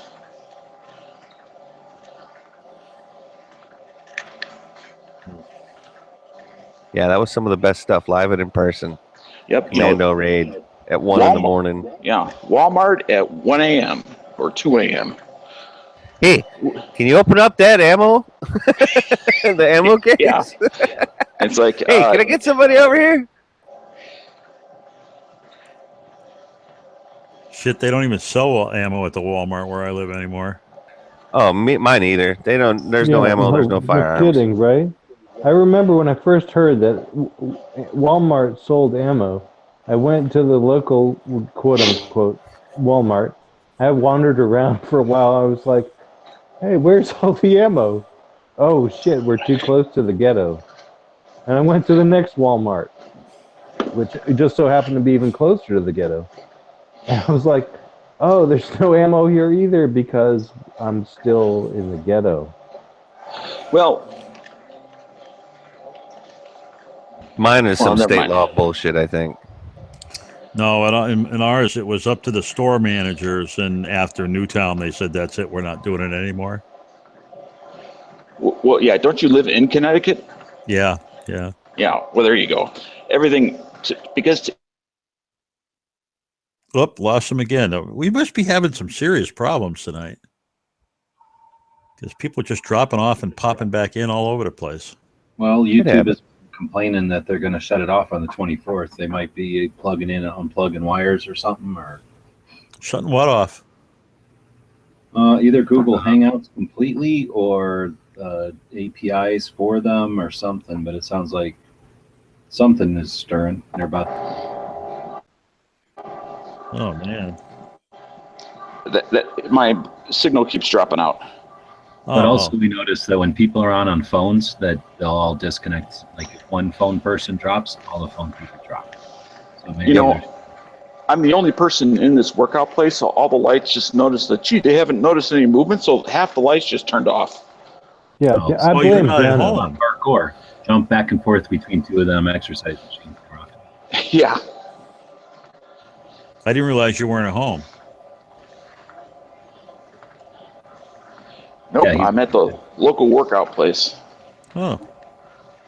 Picking up. I have no shame. Well. I'm just walking, not like working up a sweat. So how much sweat would you work up if you actually walked to the gym and back? Well, it's only 4 blocks from my home, so it's not really far enough to break a sweat, unless you're maybe sprinted. If you parkoured your ass over there, jump up and freeze. And Hey, I don't want to hear about Dano parkour and nothing, dude. He's gonna break a hip, slip a disc. Dano don't need to be doing no parkour. Treadmill is as far as I go these days. Need Keep him in me one mobile. piece. I mean, I guess, Dano, unless you're into that, I mean, I'm not going to try and stop you or nothing. I'm just saying. That's not going to happen. I got to get, all buff for James.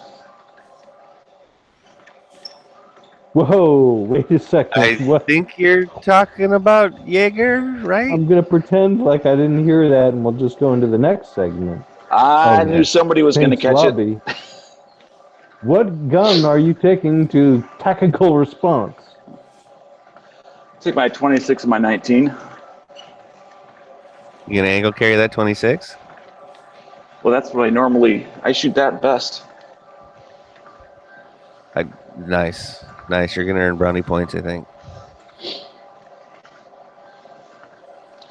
I mean, my 19 I'm bringing just as a backup.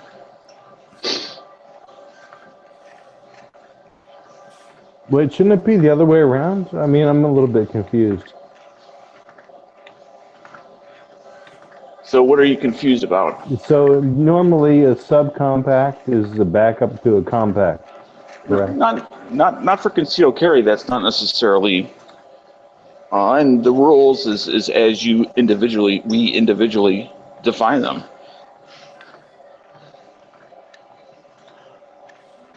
Isn't there a typical hierarchy of firearms? Well, there's no federal mandate, if that's what you're wondering. Yeah, I mean, I'm a big believer in, as well as having better to have it and not need it than need it and not have it. I'm also a believer in using the right tool for the right job. Oh, so why don't you just carry around a gas pipe then? Okay, Clay. Have another sip.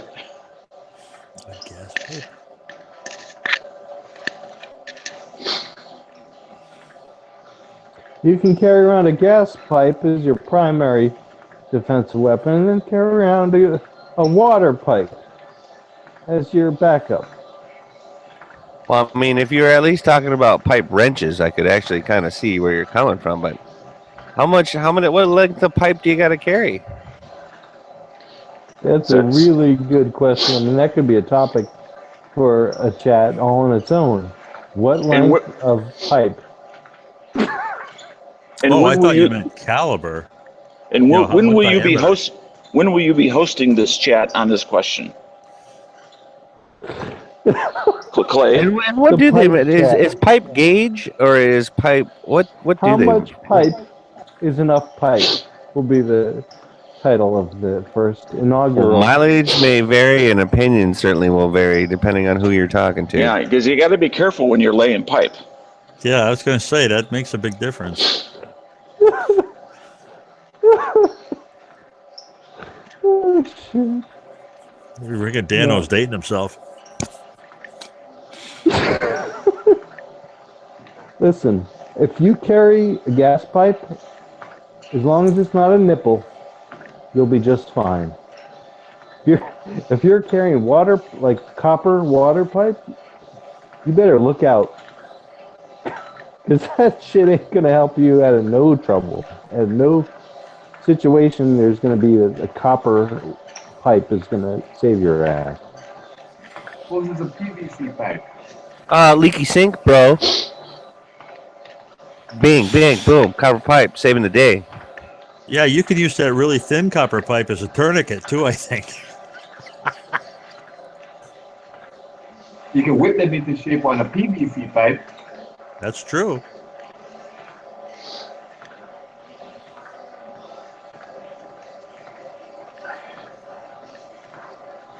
Yes, that's true, Pramod.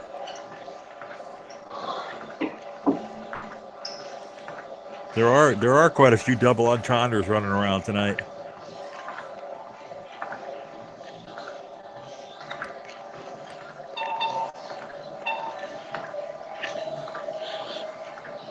Well, this is great. I mean, I feel like I'm living vicariously through Dano. I feel like I'm burning calories by the minute just listening to that hamster wheel turn round and round.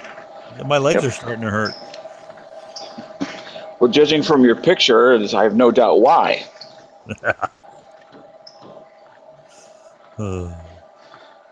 That's an old picture. Yeah, you're even different Bigger. now. Oh Different. yeah, I'm bigger now. We like to probably call got it another different. 50, I probably got another 50 pounds on top of that picture. In my community of fat brothers, of which I have many, we refer to it as bigger. Whoa, hey now, let's not be judgmental here. Hey, so I saw your video there of the singing of the national anthem at some ball game. Yeah, that's how big I really am. That was just a couple of weeks ago. So you're part of like a choir or like company chorale, yeah. And what are you, a baritone? Yes, actually, yeah. Okay. I'm thinking of going to the dark side. I'm thinking about going bass because I'm getting older and it's hard to hit the high stuff. It was a good video. Somebody put some effort into that editing for sure. Yeah, I stole it. I didn't make that myself.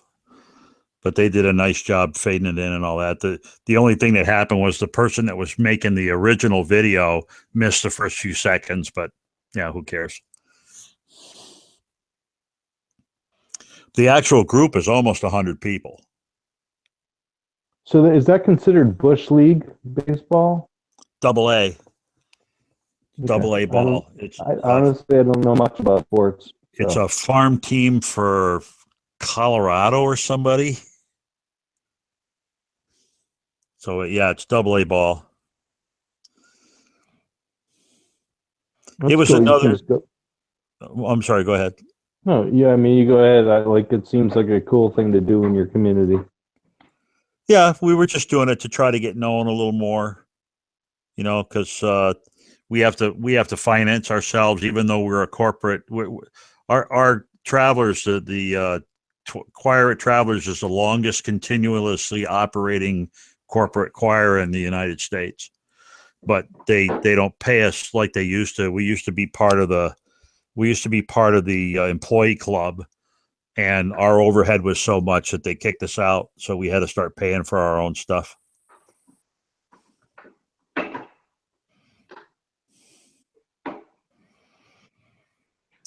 Yeah, we do 2 big concerts a year, and it's a charity thing. We collect food for food banks and stuff like that. So we usually collect a couple tons of food a year. So we do pretty well.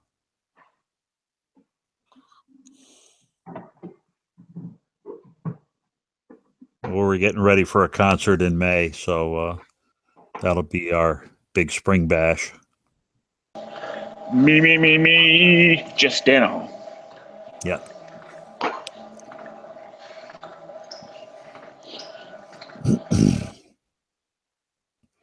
That's all fun stuff. I used to sing in a couple other chorales, but one of them folded and all that kind of stuff. So have you been singing your whole life, or at least since? Yeah, since I was about 5. Yeah. Wow. Well, my mom figured out that if she put us in the kids' choir, she didn't have to watch us during church. So that's how we got started. Okay. But I don't do it like professionally or nothing. I just do it for fun. Right. Yeah, my mom was into music, church choir, church, whatever, singing, hymnals, I guess. Yep. But I inherited a little bit of the musical gene, and yeah, I'm a bit of a musician, but I'm more like an appreciator of music than a provider. I can because I can listen to music and be like, wow, that's some good shit, and not have to work too hard to appreciate it. Yep. But like playing and performing music is it's work. I mean, if I'm going to be doing that kind of work, I feel like I might as well be doing some kind of work that has some results, some output. But I'm glad that there are plenty of other people who can do that kind of work for pleasure. Well, and it's nice to do something for charity, and get food for the homeless and all that kind of, food banky kind of stuff. It's just nice. But everybody in my family sings, so it's nice. I have two sisters. One of them's an alto, the other's a soprano. My stepfather used to sing tenor, so we had all the parts covered. And we used to do, when we were young family, we used to do like Lions Club shows, and the whole family would go up and sing and shit. We used to have a good time. The old-fashioned Americana. My stepfather, on Sunday afternoons, he'd sit down there in front of the old Hammond organ, and he'd pound the stuff out, and we'd all sing it. That's what we would do on Sunday afternoons. No kidding. For shits and grins. We had a piano in our house, but it didn't get played all that much. Kind of over on piano channels. Yeah. That's one thing you don't see anymore, really, is pianos in the home. I mean, are they safe? You just don't go to the right houses. I'll agree with you wholeheartedly on that aspect. I have lots of friends that have pianos in their houses. To the right houses, nor do I go to any houses. Oh, that's me.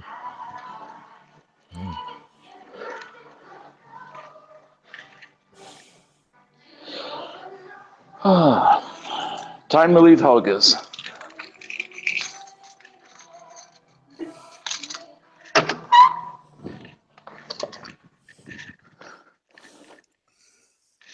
That's too bad. It's dark out here. Stop walking on a machine. We get to hear the horrible music they're playing in the background. Jesus. Yeah. Hey, they don't give us access to turn that thing on or off. Ugh. It's like locked up in the back room. It's like, I don't want to hear all that modern shit.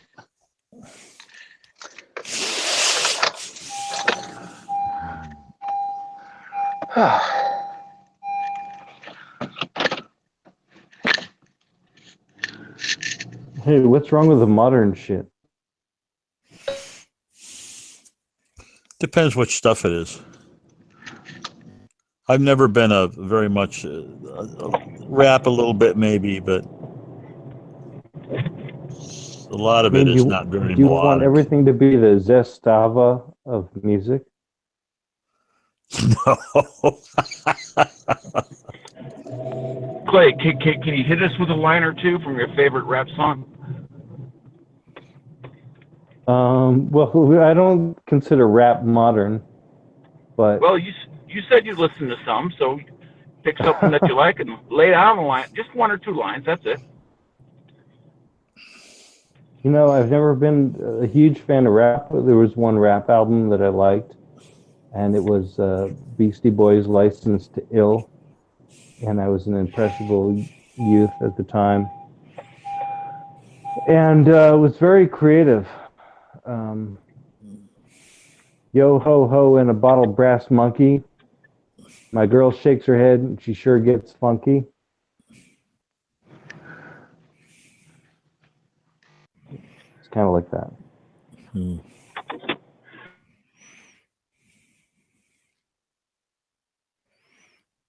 Story time edition.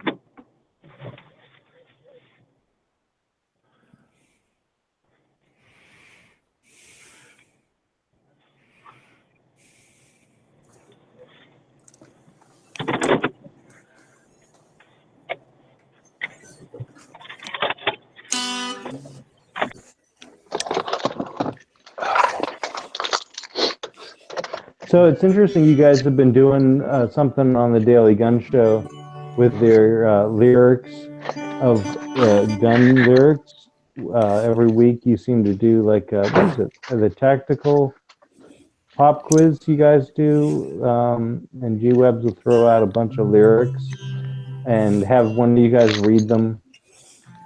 And one lyric that has been popping up on my local radio station is I'm not sure who it's by, but oh no, I think it's the Rolling Stones, and it goes a little bit like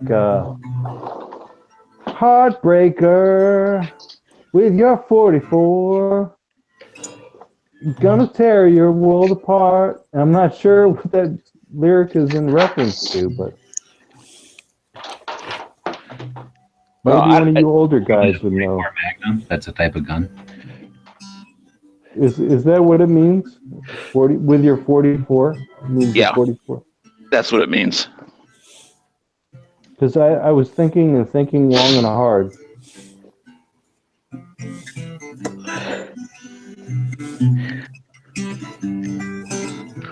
Well, now we're getting serenaded.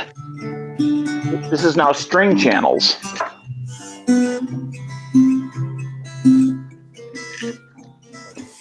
Somebody's playing the harp. We need Gladys, the harp player. Here.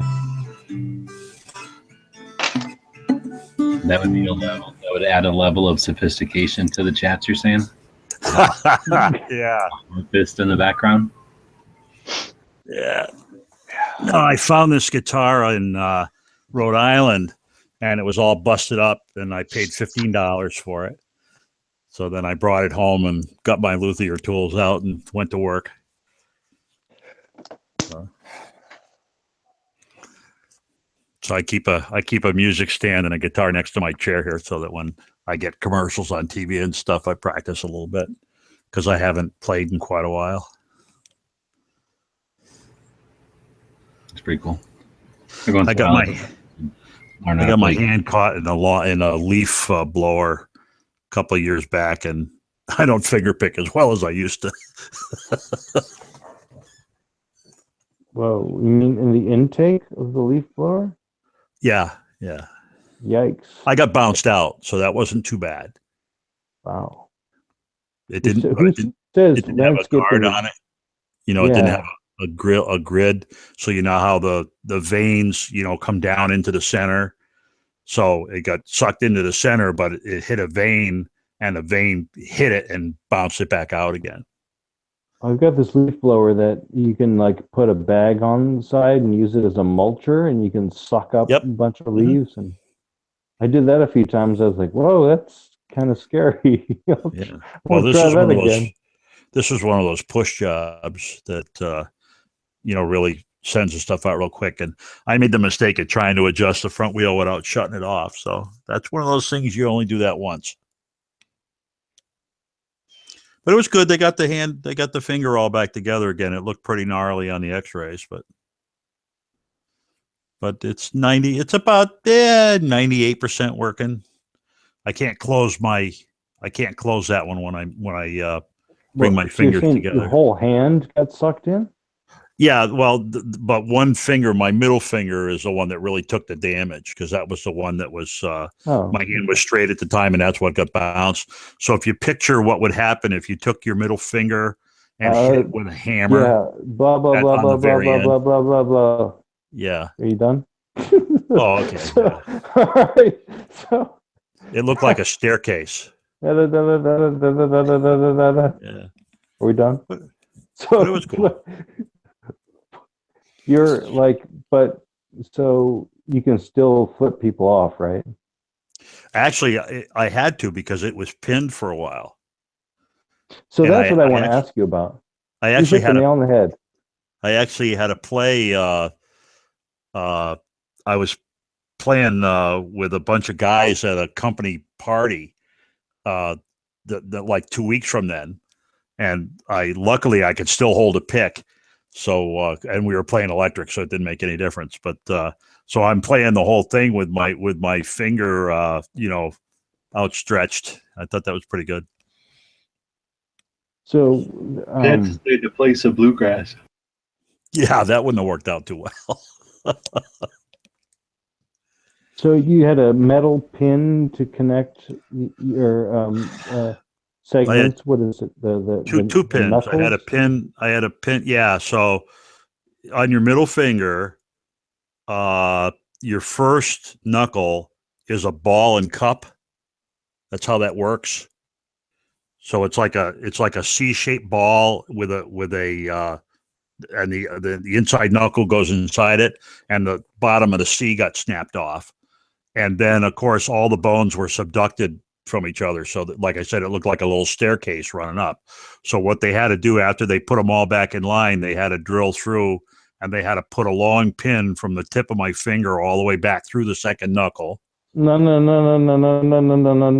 So that was fixed the first segment of your. Okay. Yeah. So everything kind of grew back together. Is that right? Yeah, everything is fine now, except that because of some swelling I have or some damage I have to the ligaments. Ligaments, right? Yeah, I can't close my Right. finger all the way. I can't bend it. But I that's can't cool bend that my you middle have finger down and touch my palm anymore. you have all the bones. Everything And else is right. I mean, it's a little off kilter, but other than that, it's fine. That's great. Oh, I was very lucky. I was wearing a very heavy work glove at the time. Wow. And I think that really helped a lot. I didn't even take it off till we got to the hospital. Like don't What's play bothering around me? with power tools. One time when Yeah. I was a kid, I almost ripped off one of my middle, what do you call this, your ring finger? And then they sewed it back on and everything. And I'm the same way. I can't bring it down to like touch my wrist, which has bothered me because if I ever get Spider-Man powers, I'm afraid I won't be able to use my web. Oh, you won't be able to shoot. Yeah, if you can't touch the palm of your hand, you're screwed. I feel like my superhero Spider-Man powers were taken away from me before I even got them. Yeah. It's been depressing. Yeah. I had an eyelid torn off one time. Ugh. Yeah. Whoa! Were they able to kind of sew that back on? Hopefully. Yeah, it's so freaky because the poor doctors. I was just a kid, and the poor doctor's trying to sew it back together, and he keeps telling me, "Don't blink, don't blink," and it's like it's not connected to anything. How the hell am I not supposed to blink? I knew a guy who like was having a raucous evening with his fiance or wife or whoever in a hotel room and ended up wiping out on his eyelid, and yeah, he was out for a little while. Yeah. But they were able to sew it back up, and that's we could talk about gore channels all night, I'm sure. Yeah. But I'm Well, glad I was really very lucky. I never even broke a bone until I was in my 20s. So, and I have very that's few not broken luck, bones. It's just protectionism. But yeah, if you break your finger or you cut your finger and you try and pin it back together, like the odds of that taking hold are slim to none, because of the minimal amount of circulation that you have there for healing. So I'm glad you were able to kind of put it all back together. Yeah, it came out good. My fingernail on that finger doesn't grow quite the same as the other ones. It looks about the same, but the nail seems to be more brittle. It doesn't come out quite as well. But because it was your ambition for being a hand model. Yeah, that was it. Yep. And it was my right hand too. So needless to say, poor Mr. Winky didn't get much stuff after that. It's just a shame.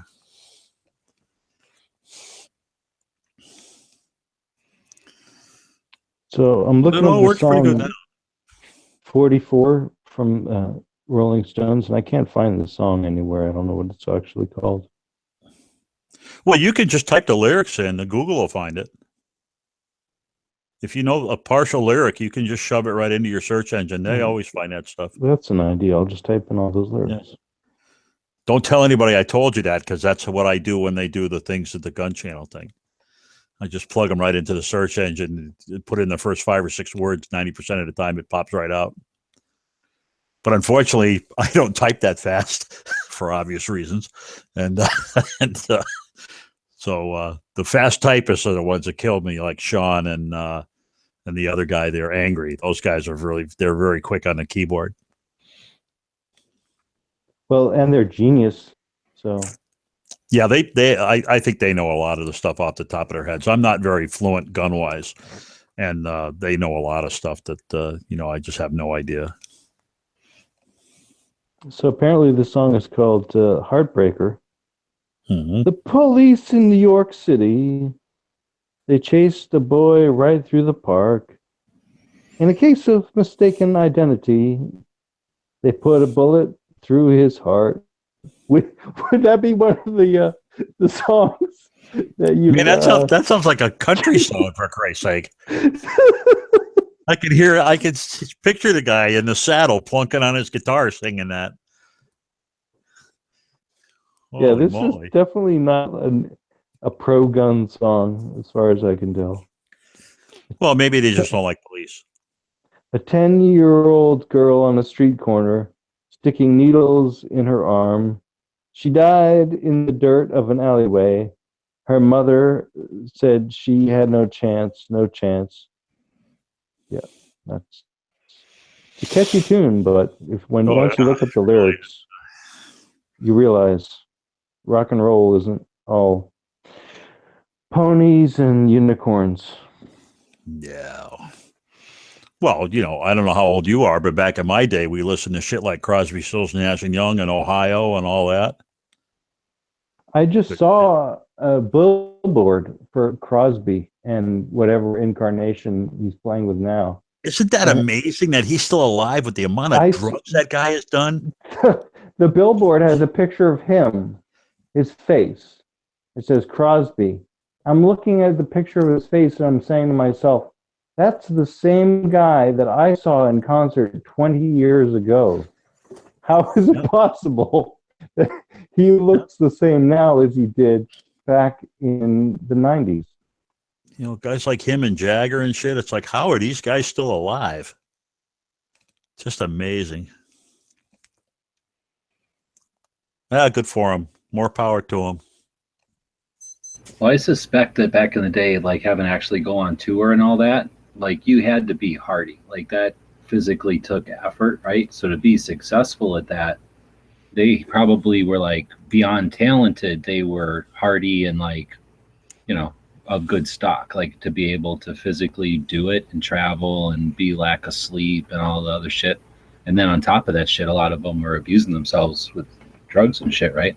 Or drinking. It's probably the amphetamines. Well, I'm just saying, I think they just happen to not just be talented, but also just be exceptional stamina. And that's probably going to lead to long life. And then they obviously have it down. So it's probably some of those people were touring for like 20 years and that's how they made their bread and butter, right? So I bet you when they got done touring, they were like, what the fuck? I'm not used to just being sitting here. Let's get me out on the fucking road again. Oh, that's funny. I always sleep like this. I learned it from Keith Richards. This may be why Keith cannot be killed by conventional weapons. That is funny. The Pants put that up. It's hilarious. Is that from a movie? I don't know. I don't know if it's a quote or what, but sure as hell wasn't Michael Jackson. Probably not. Oh, Wayne's World. Oh, 2. Wayne's World 2. Okay. The sequel.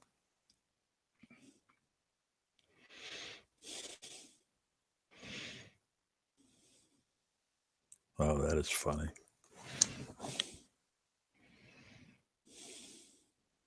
So what happened to Moon Food? He couldn't hang. I mean, he gets his Glock all grooved up with serrations and can't hang late night, Friday night. Oh, it's pretty late. I mean, Jesus, going on 3 a.m. over here. Holy shit. What part of the world are you in? Connecticut. He just Son sold of a bitch. 258. I'm not even drinking tonight. Holy Moses. I don't know what you're on, but Yeah, we'll keep that a secret. You saying Moon sold his ATIE Glock? No, he sold out to Big Engraving. Oh. He's Big on the milling? Big milling, yeah. He probably just, now that the YouTube money is gone, he needs that income. So he had to start engraving his shit. What are we going to hear that Rage Against the Milling Machine thing here now or what? Specs. It's kind of sad. It's kind of sad that he has to resort to that. It's like a junkie. Set me? You got any of them serrations?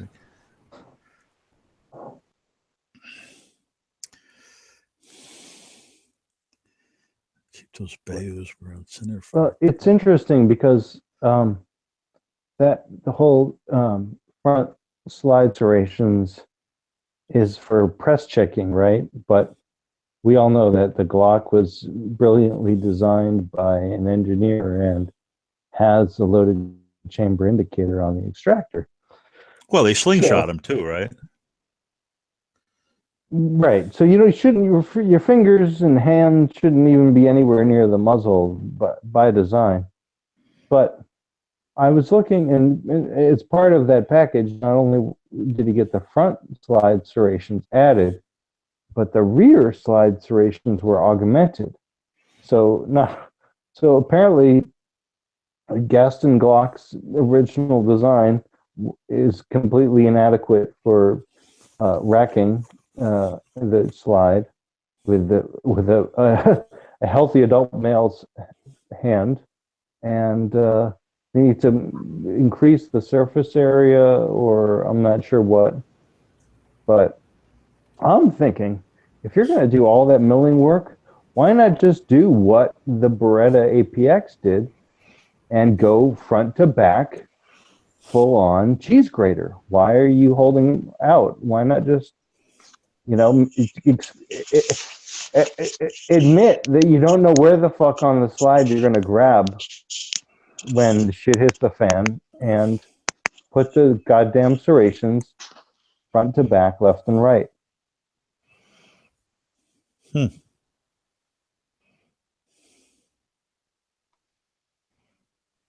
then when you're at the restaurant and you get your you get your salad hors d'oeuvres, and they didn't bring out the block of Romano cheese that you requested, then you can just whip out your gun and just shave off a little bit, and then when the soup comes, again, shave off some more of that Parmigiano Reggiano, and So the serrations that the ATI puts on the back, like over your regular serrations, are fucking pretty sweet, yeah. So whenever Glock did them in like 80 something, he hasn't changed them. I don't know, because they're not bad. It's just that anything can be different. So they just make them deeper. The front ones, I don't know. It's probably more for looks than doing press checks. But your premise that the front ones are only for press checks I wouldn't agree with. It's just an alternative place to do a manipulation from. Okay, well, how about this? If you're a right-handed shooter, why not keep the rear serrations and make them bigger if that helps you? And then on the right side of the slide, put serrations front to back so all of your four fingers can grasp them when you go to rack. And then you leave the left side stock and clean for when you holster up against your body. I don't know what you mean by front to back. The whole length of the slide. You're talking about just like, I don't know, the other way, perpendicular to the way Glock serrations are? No, like look at the Beretta APX. It's got those checker marks up front from the muzzle to the breech to the end plate. They're vertical grooves.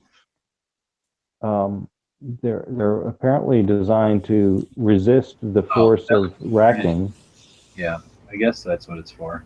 I don't know. They look weird. But if you just put them in the front and in the back, then you're kind of guessing that, oh, I'm not going to grab this in the middle, which is where most people are going to grab that thing with their fingers, their four fingers. So it's kind of missing the mark. No, I don't like that. I don't understand that at all. You're not supposed to grab a semi-automatic in the middle like that, because if you're trying to clear a malfunction and you grab the gun in the middle and you rack it, the bullet can't escape, and you drop it right back down into the gun again. And you pinch yourself. Yeah, there's nothing good about that technique. Yeah. But, I'm surprised they put front serrations on guns at all. Well, they do it for, I think, more than anything. But and some people like to press check, I guess. But well, you're assuming this is all for looks, and I think it's got to be functional if you're going to mill out a slide. Yeah, I don't ever press check from the front. Whenever I'm checking a gun, I grab it from the back and draw it back slightly.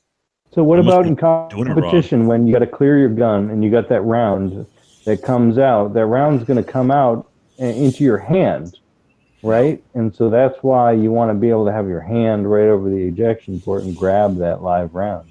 No, not at all. So, no, most people suggest press checking is stupid not to do it. And I'm just saying, who cares if just because they have slide serrations on the front, which most people put on there because they look cool, doesn't mean you got to press check, and it doesn't mean you should press check. Just, it just happens to be some serrations up there. I don't like this Beretta. Those serrations don't help you at all. I think you can get too wide, and these are too wide. And I think you're right about these would just tear apart holsters. These can't be good for holsters. I don't know what they're trying to do there. Just do something for the sake of being different. I honestly don't understand why people press check guns anyways, because when I load a semi, I put the magazine in, I rack it, I take the magazine out, and I top it off. And if there's nothing there, it's really easy to figure it out. Yeah, no, nobody's suggesting press checking, but I'm not going to say don't get forward serrations just because some people press check. I mean, if you want forward serrations, get them. They're cool. Yeah, if you like them, yeah. I think they make a gun look really cool when they put them on at an angle. And if there is a weird situation where you need to fucking rack your gun from the front, they don't hurt nothing. And they're not like in the way of a holster or nothing. You're saying that serrations are cool, so get them. So I might as well have some white racing stripes on the side of my shorts because they're cool. Yes. No, that would be impractical because that's going to draw attention to yourself and therefore put your life at risk. So I wouldn't recommend that. But just because I said they're cool doesn't mean I also said go get them. I'm encouraging or requiring anybody to get them. Fuck that. I just said I'm not going to persecute somebody just because they got them or assume that they press check just because they got them. Well, but racing stripes on your clothing may also, I mean, you wear racing stripes in your windbreaker, and I feel like it doesn't draw attention to you, but it actually allows you to fit in. No, for me, I do it strategically because that way all the ladies come around and fielded from outside attack because of all the ladies. Works to my advantage. Plus, I have people to talk to right away. So, and a lot of times they'll pay for whatever I'm doing because they're trying to impress me. So it works on a couple of different levels. But regular people, stripes on your pants, come on, let's not be outlandish.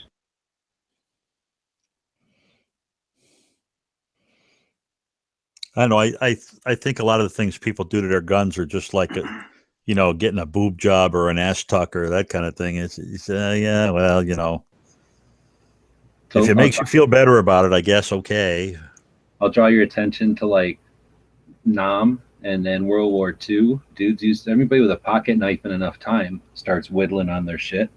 And then you look at the Indian wars and whatnot.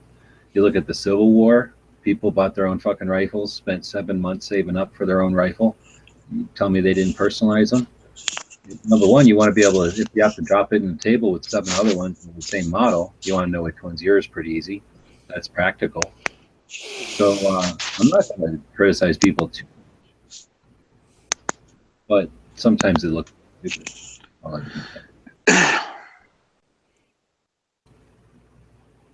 But I think keeping them stock, I mean, that's just, if you're keeping them stock just to keep them stock, then you got just as much a trip as the people that are screwing with them just to screw with them, right? Okay, really? So you take a Glock and you stick it in your waistband. Now, granted, it's either going to be a round unchambered or you're going to have a MIC holster or some other type of trigger guard holster on it. You realize pretty quickly that design, especially if it's a Glock 36, has a unique smoothness to it. And there are no sharp edges up against your body. And you can carry it with or without clothes. You know what? With or without clothes? What the fuck? In between you and the gun. I was waiting for you to say that because I know we don't have concealed carry versus open carry, but we definitely have a problem with naked carry. Yeah, that brings a whole different kind of police. I don't know what the procedure or precedent is for nude beach carry. We don't have that out here.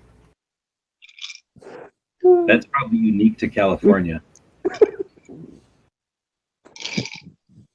No, but really, if you've gone out into the 100-degree summer with a Glock in your waistband and it's pretty much up against your skin, you're going to start to ask yourself, oh, wouldn't I want a cheese grater on this slide instead of the blank, steel, smooth surface?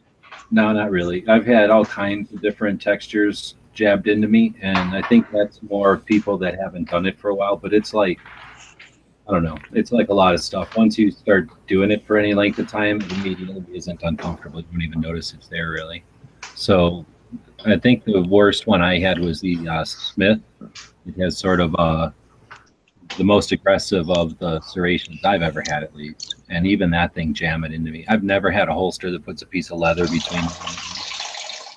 What the fuck is like doing shit?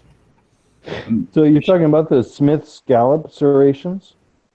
I don't know. Whatever was on the back of that M&P was probably, like I say, the most serrations. But then I think I had the H&K, something or another else that we had that I don't have anymore, had a pretty wicked texture to the plastic, so the grips were always jabbing into you. And either way, eventually you'd get like maybe a day or two, you'd get like something like if you got, just from having something jabbed into the side of you. But I mean, it's just your fucking side. It's not like you're completely tender over there. You're used to having a gun in you anyway. And if you change the serrations up, all I'm saying is it's not that big a deal. It's not like it's so uncomfortable you fucking notice it or anything. I guess I was saying all I had is usually a t-shirt between me and the gun, and then the gun just jabbing. No, like weird boxer shorts, whatever. There's usually some fabric in there, but it's usually a very thin piece of No, I mean, as far as like going above the waist, I don't keep my fucking underwears up way above my waist of my pants, right? So it's just there. And then all my holsters are always just Kydex. Sometimes the Kydex comes up to the back of the slide. Usually it does. But sweat guard. No, well, whatever. But it's not a big obnoxious thing, and I never wear the kind that are a big piece of leather to keep the thing from jabbing me. Anyway, all I'm saying is I don't know very many people that do all that. I think that's more of a perception people have when they haven't actually worn it for a few days. It's just amazing how fast you ignore it. In fact, you get to the point where you're like, oh, I got to remember to check that it's there because it just goes away.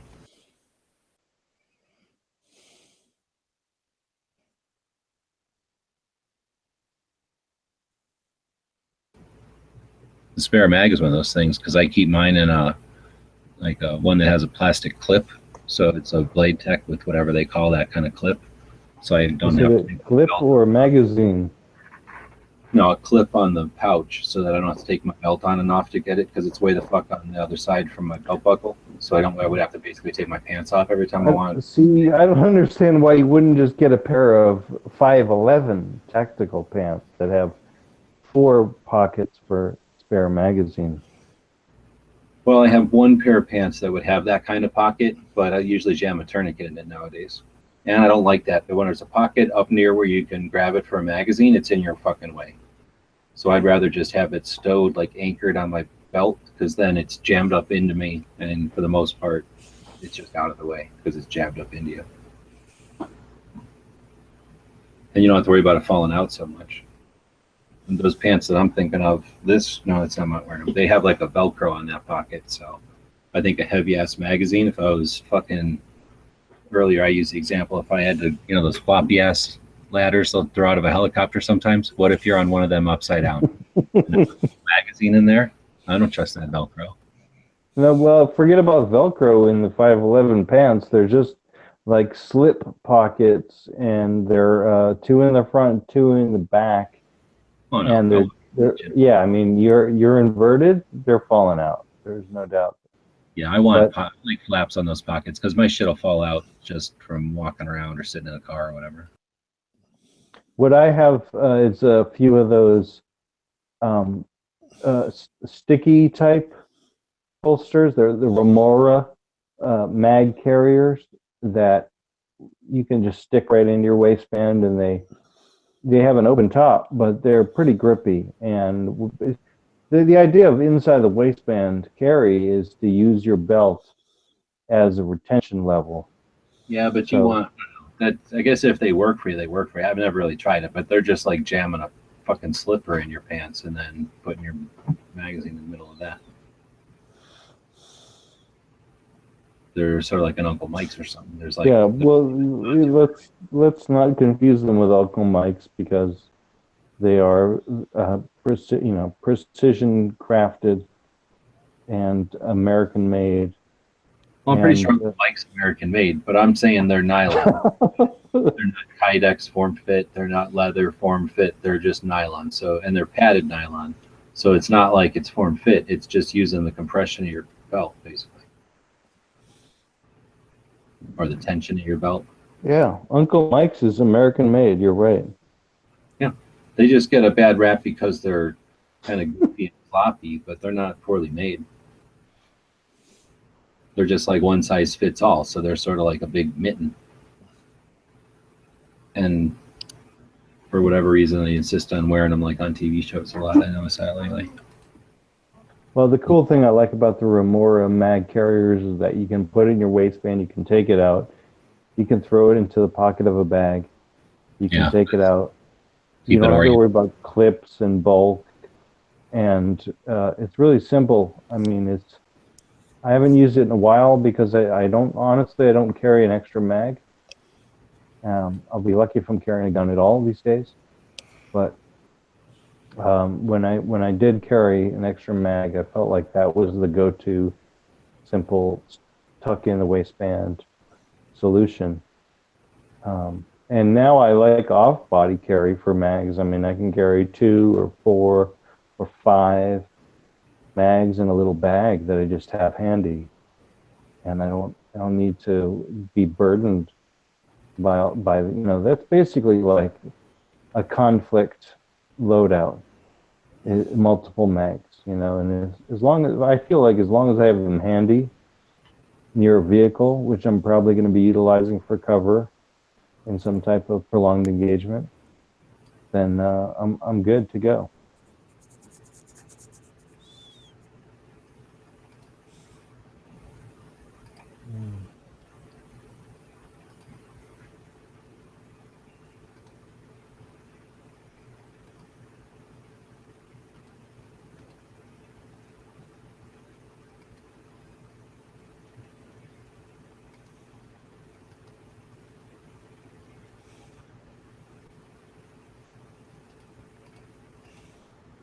So I was wondering if I could get a little bit of description on this diverticulosis condition.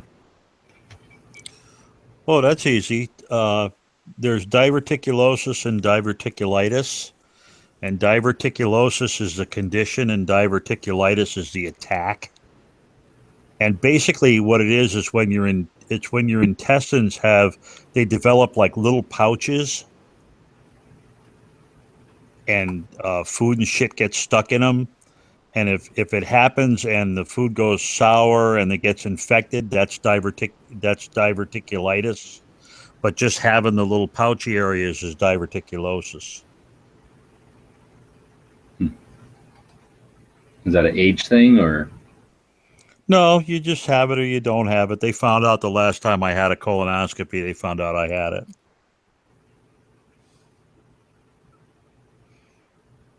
So I guess it could be useful if you were trying to store extra ammo because you'd have the little pouches to stick the ammo in. But But generally speaking, it doesn't work out real well. And it's another one of those things where medical science is flip flop. You know, they used to say, "Well, eat all kind of roughage and don't eat any small stuff and all that." Now they say, "Eat whatever you friggin' feel like until you have the attack, and then we'll tell you what to do differently." So, I don't know. Well, I mean, historically, as someone like yourself is living on borrowed time, correct?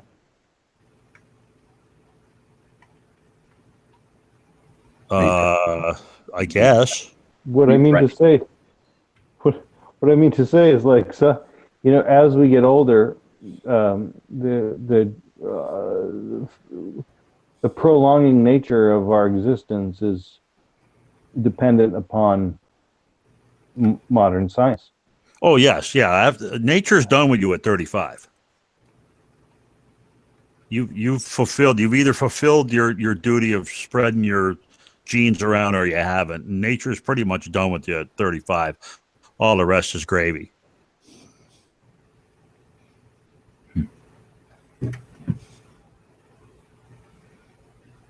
But yeah, I'm what the hell am I? I'm 61 now, so you know, I'm not that old, but I'm getting up there. But we live a long time in my family unless you kill us off. Well, I heard just recently that the oldest person in the world just died, and it was some woman in Italy was the last person to have been born in the 19th century. Yeah. Oh, cool. 117. Wow. Yeah, she probably ate all kinds of bad stuff and drank all kinds of bad stuff. Said she ate like 3 eggs a day, two cooked and 1 raw. Yeah. The fuck? Weird. Well, that was all a big lie anyway. They blamed all that shit on cholesterol, and they were all full of shit anyway. It's fat that's the problem. But anyway. Whatever. It's just weird to eat 3 fucking eggs a day. Unless you live on a fucking egg farm or some shit, then I think that's weird. That'd be like somebody like, I eat 4 apples a day. Like, that's fucking weird. Who the hell would eat that many things? Unless she's just bullshit and she's 117. She might be. Nobody's going to call her on it.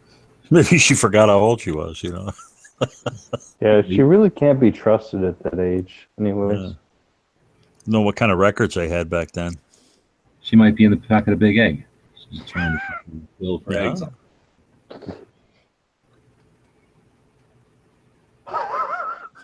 Trying to cover for the fact that she smells a lot like eggs. Is it too soon?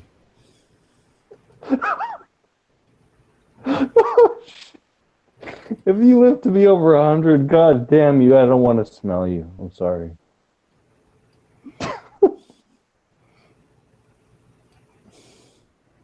I'm sure most of the people that live to be over 100 are pretty cool. Otherwise, you would have died off from being a bitch or a dick. Well, I met one gal when my mom was in for rehab one time, and the gal in the thing next to her was 103, and I was really surprised because she was quite lucid.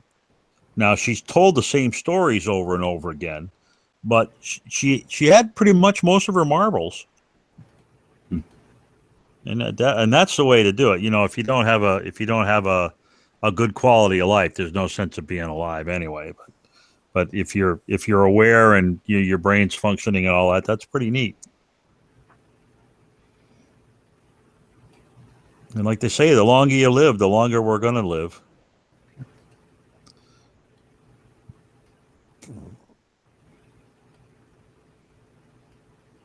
Yeah, that's true. Even somebody super healthy, 60 years ago, wouldn't have no chance compared to somebody who's moderately healthy today, probably.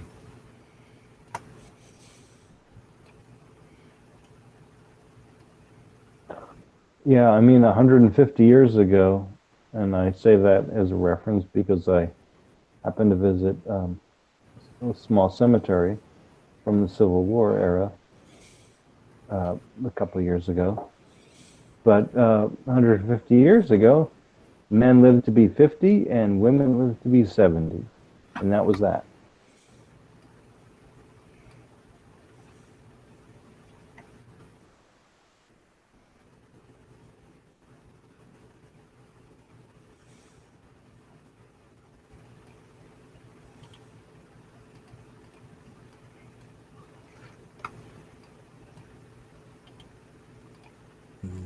So I figure I got a good few years left on me yet. And I'm going to enjoy every last one of them until I turn 50. I think the women had a part in that, though. It's a conspiracy.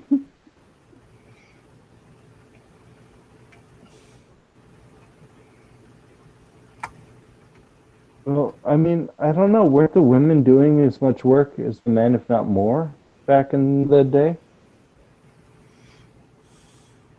They were definitely holding their own. I don't think there was anybody just getting a free ride back in the olden days. Everybody did more work, right? Yep. Little kids even, and old people. There was nobody just sitting around. Except for the corporations. Corporations always didn't have to do nothing. Except exploit. Figure out new ways to exploit the working class.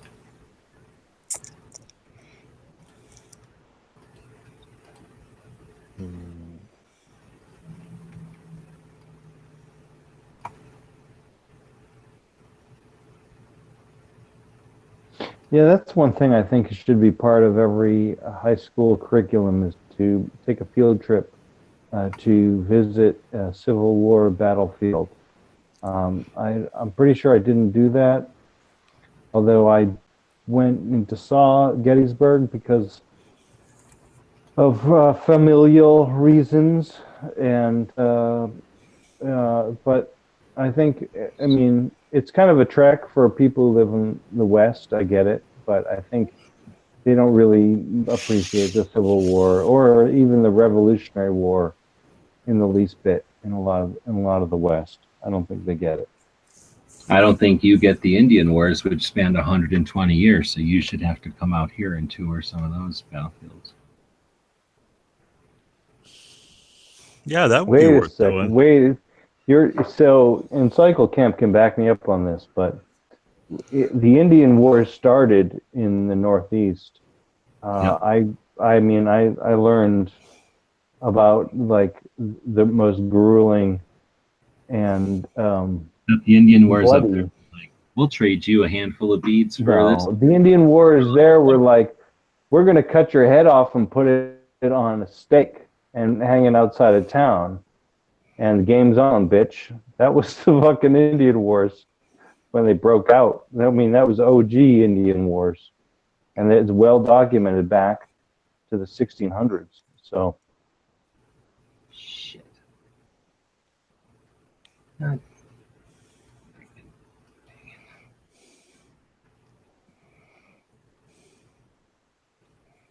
Oh, now there's two pinks.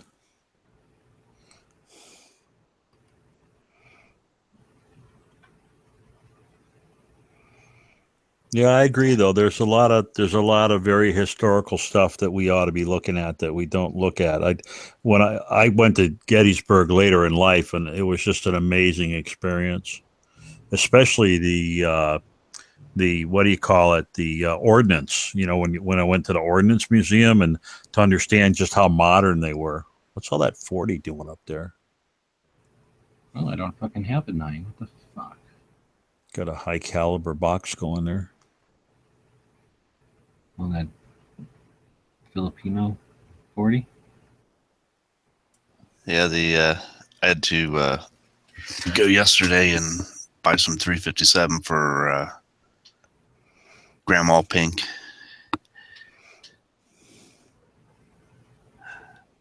She told me yesterday that she's taking a CCW class. I see some 38s in there too, or something, right? 32s or 38s. I can't quite make them out.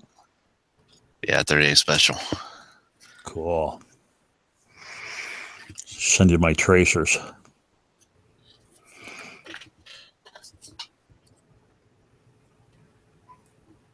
She's like, I'm taking a class tomorrow. Can you go get me some ammo? I was like, oh shit. What kind of class is she taking?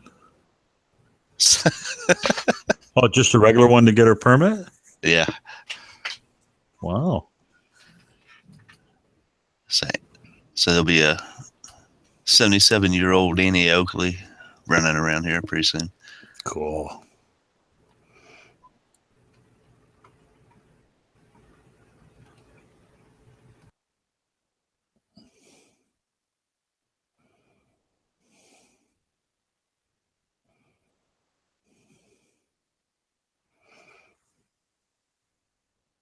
So I was like, well, I need some too, so I'll go and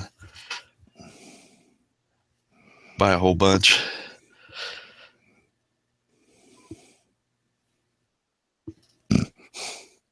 Is she shooting the 38 or the 40? 38. Oh. 40 is what I use for USPSA. Yeah, that's one caliber I don't participate in. 40? No. Dude, you got to step it up. Yeah, you don't have to fear it. Why? It's not like I don't have enough freaking guns. It won't hurt your wrist. I shoot a 44 Magnum. I don't really think the 40s will bother me that much. Oh, but it's snappy. Well, yeah, it would be more snappy than the guns I would shoot it in because the guns I shoot it in are all huge. The 44s, I mean. I don't know. They've been having some awful good prices on some of those, what are they, M&P turn-ins or whatever? And they have them in the Glock 22s. Yeah. And the Glock 23s. And the police turn-ins. You can get them for a song. You can convert them. $279. Yeah, I got to get under it. 300. The problem is I got to get another cabinet if I do that. I don't have enough room for that Oh, that now we're getting down to the root of it, aren't we? shit. Yeah, I still haven't figured out where I'm going to put that stupid Type 99 I just bought. I don't have any room in the cabinets for it. But usually when I get a working caliber, I usually get 1,000 rounds of every caliber that I have that's a working caliber. And so it's not just a gun, it's where am I going to stick all the ammunition. I'm one of those guys that locks his ammunition up too, so.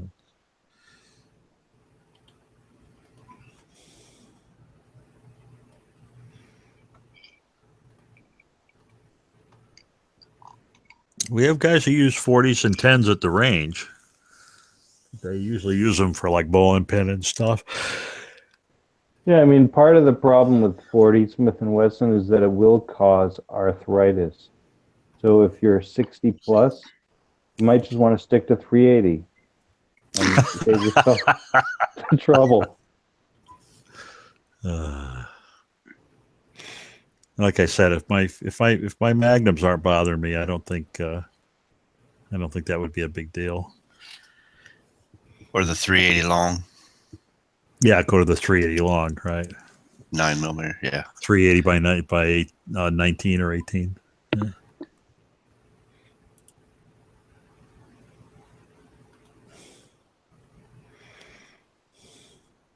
I did like that Radom 64 after I put the new springs in it. That's I haven't shot it yet, but you can tell the trigger's a lot better.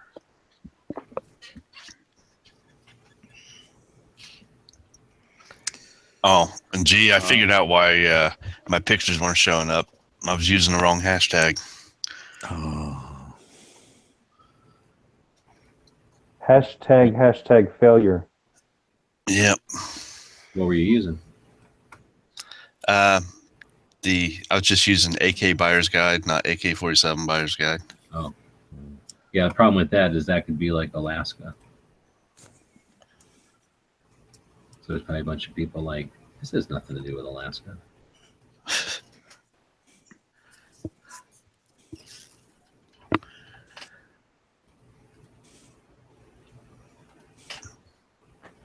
So, Cycle, do you have a Glock? Yeah, I have two Glocks. I have a 17 and a 26. Okay. So you just need a 23. That shouldn't take up much more space, and you can just like buy a box of 40 and call yourself a 40 guy. You'll be all right. Yeah, the pistol wouldn't be a problem because I'll just set it on top of my other pistols in the cabinet, so that wouldn't be too bad. But it's like I said, it's the ammunition that's the real problem because I'm really packed to the gills. I've got 3 or 4 full-size cabinets that are just stacked with ammo. And I know your oppressive regime you live under must require you store your ammo in a locked container, and no, we all here at Gun Channels feel for you. But you can just throw a little ammo box on the floor when you're if and when. What did you say? No, it's not required. No, you have to store your firearms, but you don't have to. Ammunition is not, Right. That's not included. Unlike some other states that actually consider ammo like guns. But I just do it because it's safer that way. I don't want people, in the house. Safe. Getting You want to at be that safe. stuff. Yeah. Take. Forget about what I said. Don't buy another gun. Don't buy 40 Smith & Wesson because you have nowhere to store it safely. Yep. It's probably a good idea that you put that 40 on top of the other guns, because being a more superior gun likes to have that position in the safe. They like to be above. Oh yeah. It likes to be king of the mountain. Yeah. Otherwise, they start to get angry down there.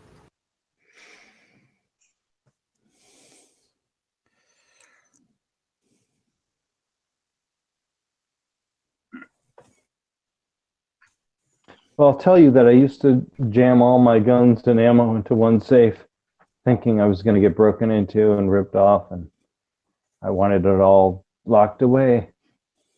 And then I bought more ammo and realized this was unsustainable. And so I just started putting my ammo into one of those job boxes because I had a few. And I was like, okay, cool. The job box will take the ammo. Good. And then I got more ammo. And then, another job box got dedicated to ammo duty. And I realized, the ammo isn't my problem. I can pile this shit up floor to ceiling. No one in their right mind is going to try and walk away with this lead. And so as long as I keep, and then I took all the ammo out of the job boxes and just started stacking it up, and then put the guns in the job boxes and locked those down tight.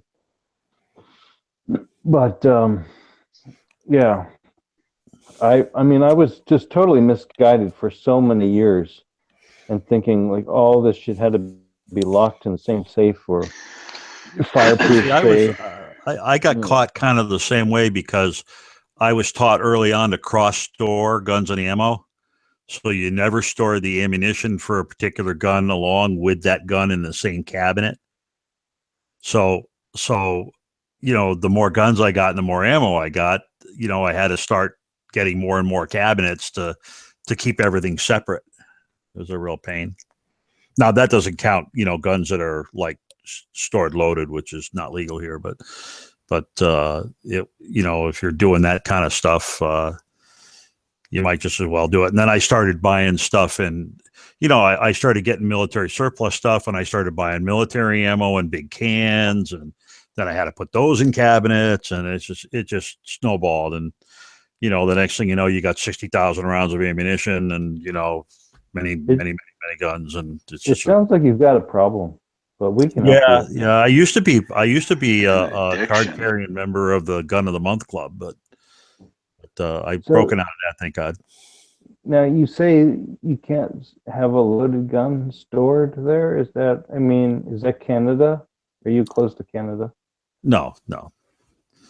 But if there are severe penalties for bad storage of a loaded firearm. I'm probably okay because mine are locked up, even my loaded ones. I have a special safe in my bedroom that has my 2 or 3 carry guns, depending on which ones I have locked up.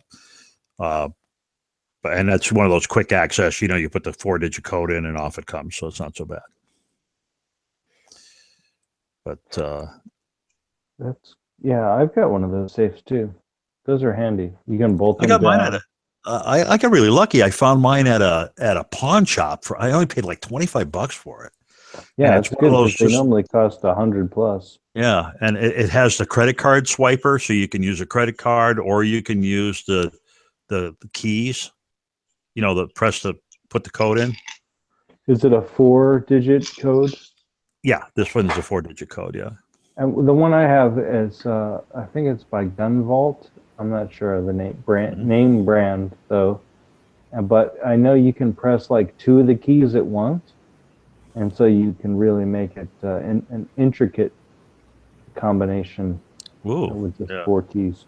Yeah, mine's not that smart. Mine's just a regular safe you'd use in a hotel room kind of thing. That particular safe. Most of my other, I'm not a safe kind of guy. I use just the steel cabinets. Most people don't realize that the sides of a safe are the same thickness of steel that a regular gun case is. And, if a guy really wants your guns, all you're going to do is take a grinder and go through the side of your safe anyway. So. Right, but we don't want to advertise that here on Gun Channel. No, we wouldn't want to say that. We would recommend that if you install a safe in your house, that it have walls on either side. Yep, and be bolted in and all that kind of stuff. Bolted in, exactly. Yep. And that worked for me for great on a second story.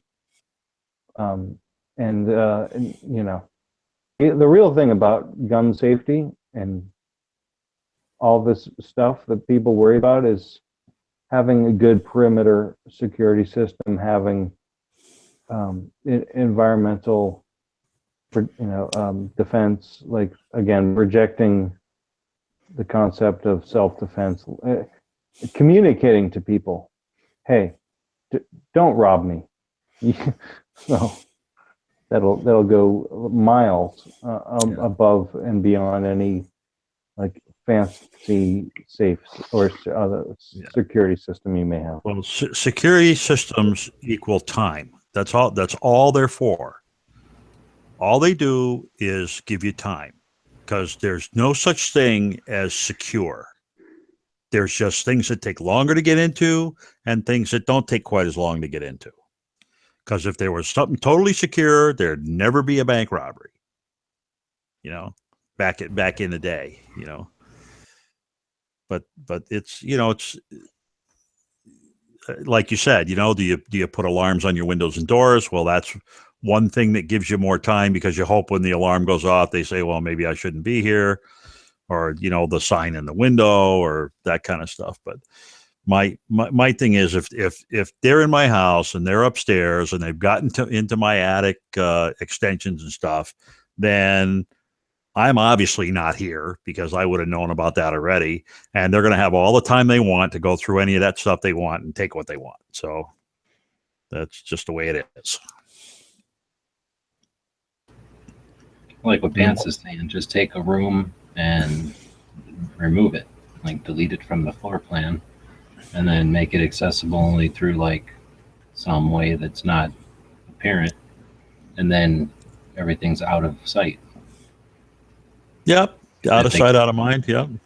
If they got infinite time, they might not crawl through a door that looks like a furnace vent thing, or like a, I don't know, a cabinet or something that has a door behind it or something. I don't know. All different sure, big automated slider or that kind of thing.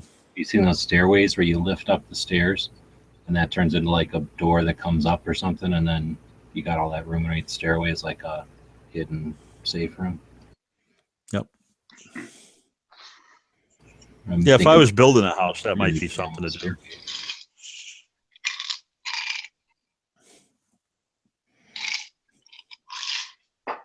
Money ain't nothing.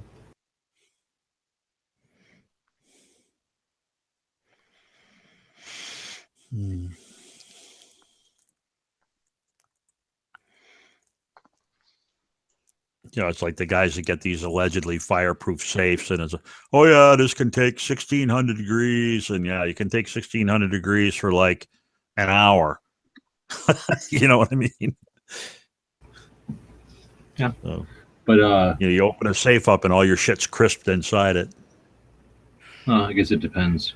Like if it's going to be different if you got it in your library, your house, or if you've got it in your living room, which typically has got like maybe some furniture and sculpture or something. But like a library might be a room full of books, or you might have it in a shop with a bunch of solvents. Every house is going to burn differently. Yeah.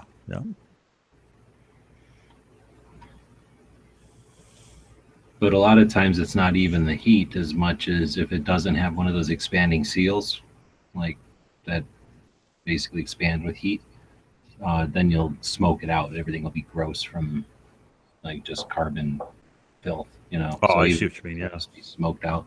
that's an issue. Sometimes, more often than fire out here or theft is flood.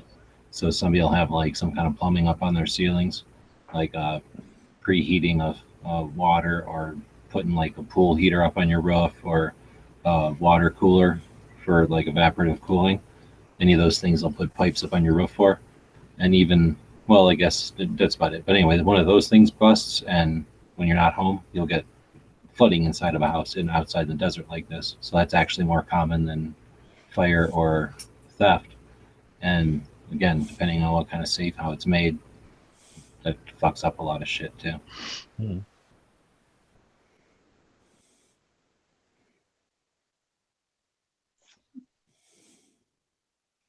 People don't think about squirting down a bunch of silicone when they drill bolts and things into the ground and stuff.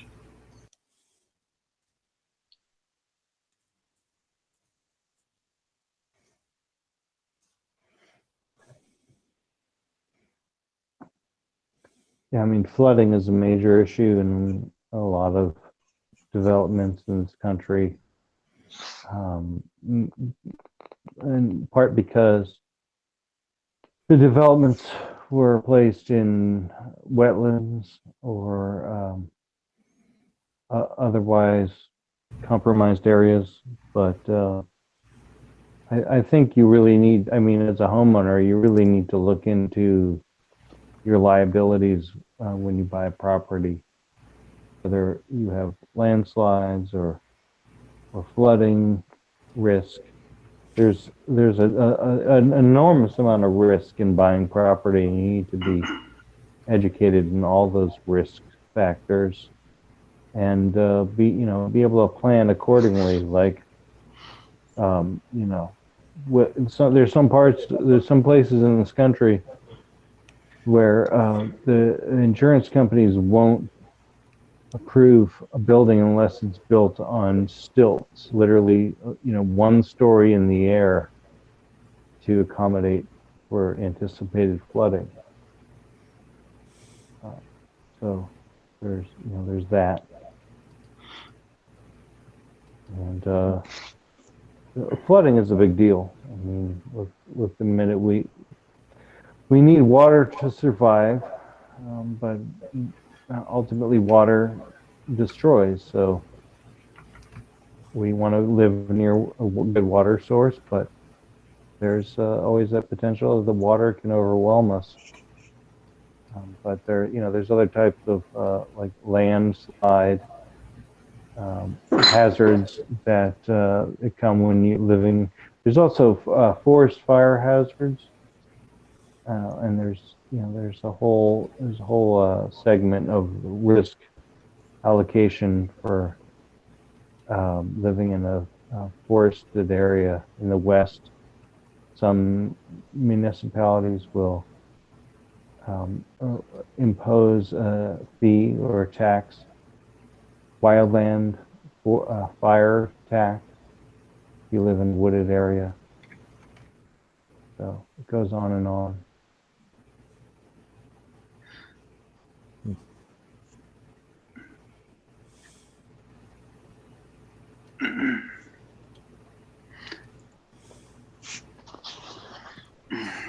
Well, I think I am going to pack it in for the evening, gentlemen.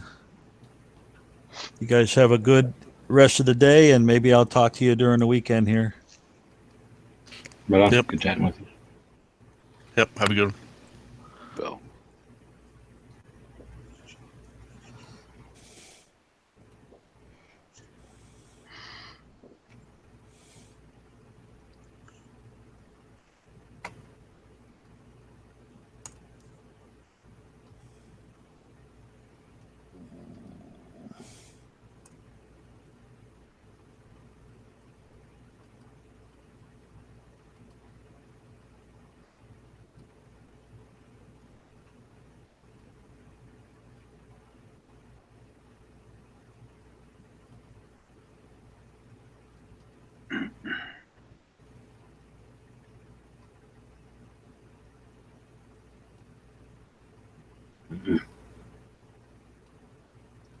So what about that NRA show? about it? How about that President Trump making an appearance at the NRA show? Pretty cool. I don't know how much it costs though.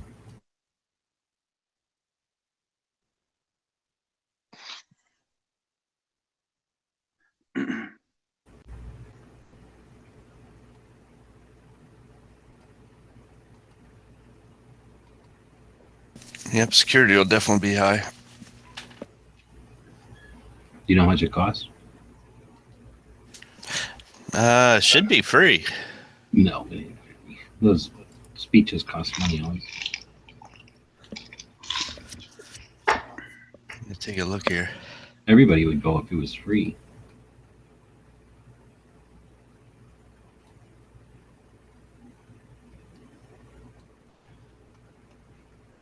I want to see DB go to it, and then he can talk shit to Trump right away.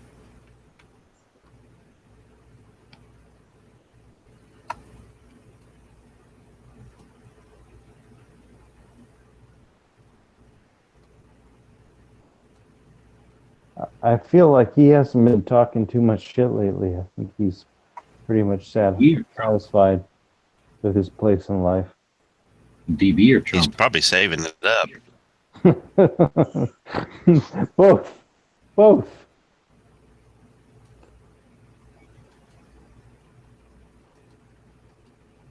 No, I think DB is satisfied as being a knife guy, and Trump is satisfied as being, a business guy. He wants to make sure his twin towers and in Istanbul don't get destroyed. And then otherwise, throw a bomb here, a few missiles there, make some headlines.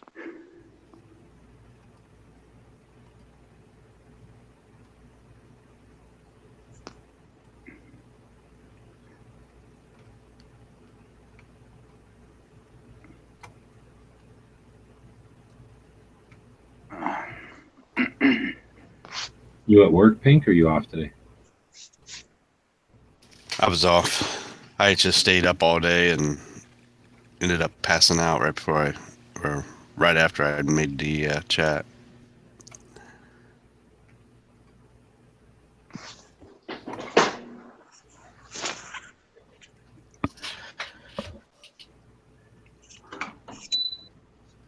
I think Edge had a good chat tonight. Everybody seemed to be watching it.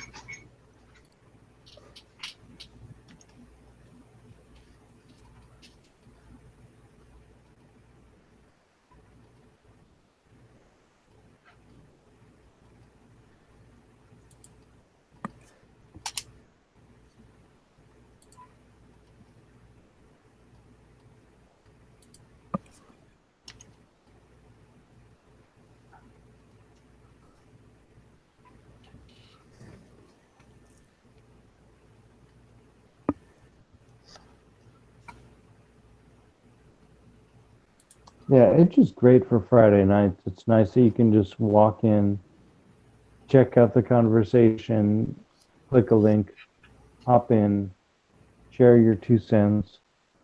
There's a few people doing that. You've always got the possibility of interacting with Hawaii Volcano Squad. That's always a plus. And, Edge is a standby. He's been around as long as anyone, so it's always a cool thing to just like tune in on Friday nights.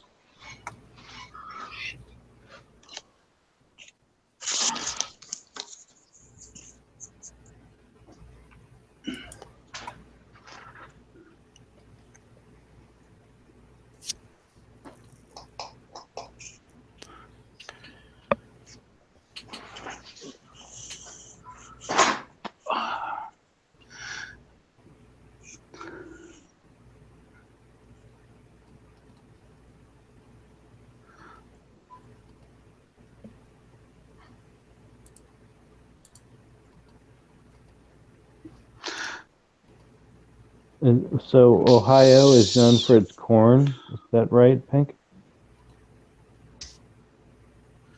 Do I know? I'm looking at gun channels, and Pomade is saying that Ohio is known for its corn and basketball Hall of Fame, and that's it. And the Facebook shitter. Yep. Well, there's a couple Hall of Fame.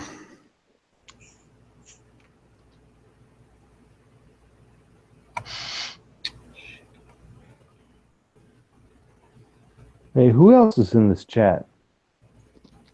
Fuck. Who? It's me, Pink, G, and who else? Otis. Oh, hey, what's going on? I didn't see you there.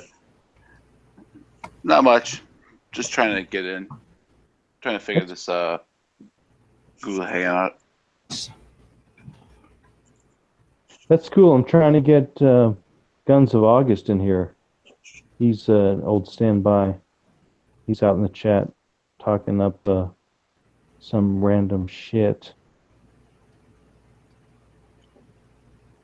It's basically like repressive California angst, from what I can tell.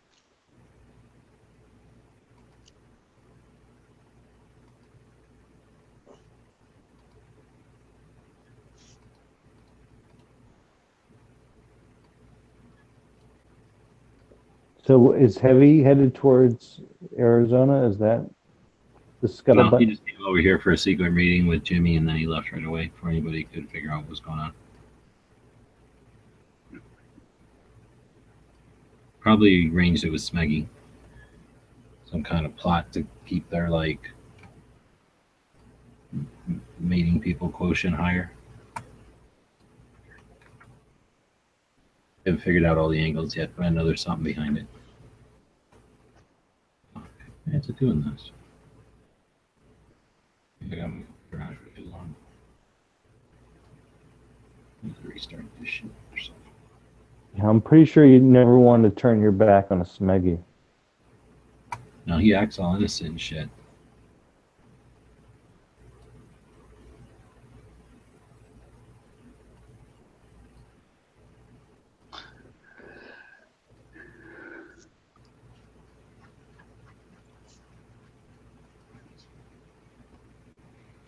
Either I'm losing my mouse skills, or my mouse is dying, or my computer's glitching out. But my mouse is acting like weird shit right now. So there's 1, there's 2, 3, 4, 5, 6, 7. Nope. That was.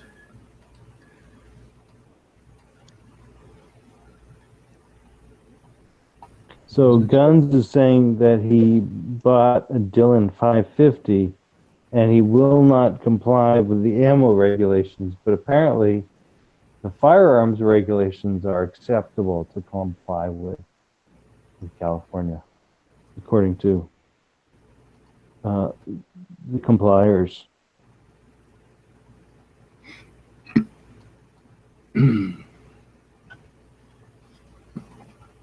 The compliant, we'll just call them the compliant from now on.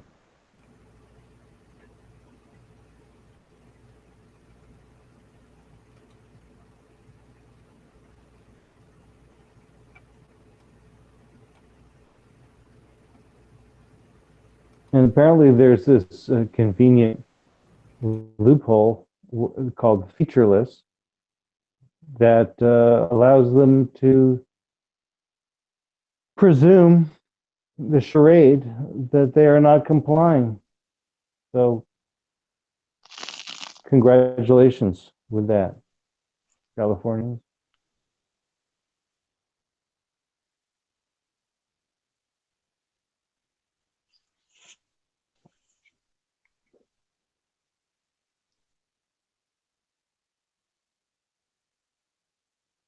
This is a Bond Arms.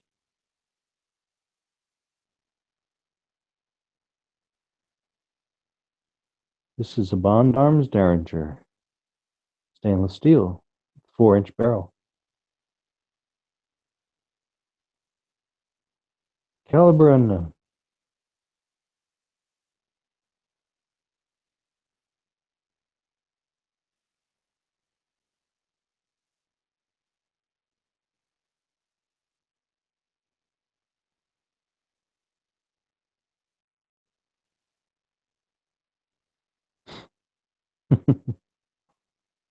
Yeah, apparently Cleveland is now exporting the fish with AIDS for consumption to the rest of the country and perhaps the world. Because everybody knows that in Cleveland, their fish have AIDS. So be very cautious when you purchase your seafood from Cleveland. And it might burst into flames if it cooks itself.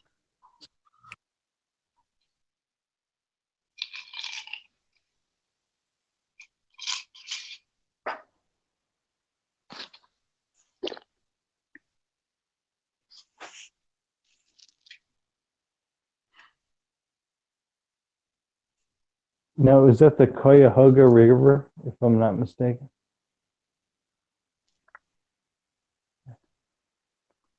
I may have mispronunciated. I do believe it was the Cuyahoga River that caught on fire back in the day. Cuyahoga. Yeah. So, I mean, this was a pretty typical practice. Back in the day, the mills or plants or whatever manufacturing companies would locate their buildings alongside a river and discharge into the river their effluent or wastewater, which often included hydrocarbons or oil or gas or whatever. And there was a river where I went to school called the Blackstone River. And legend has it that it got its name, the Blackstone River, from all of the effluent that was discharged into it. It turned the river black.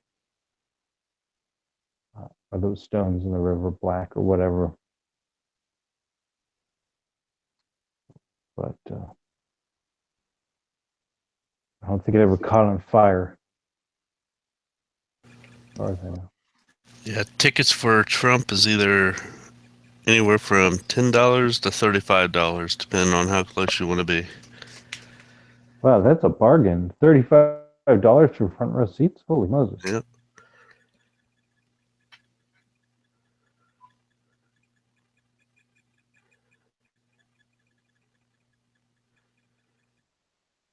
He's going to be speaking Friday at 12:30. High noon.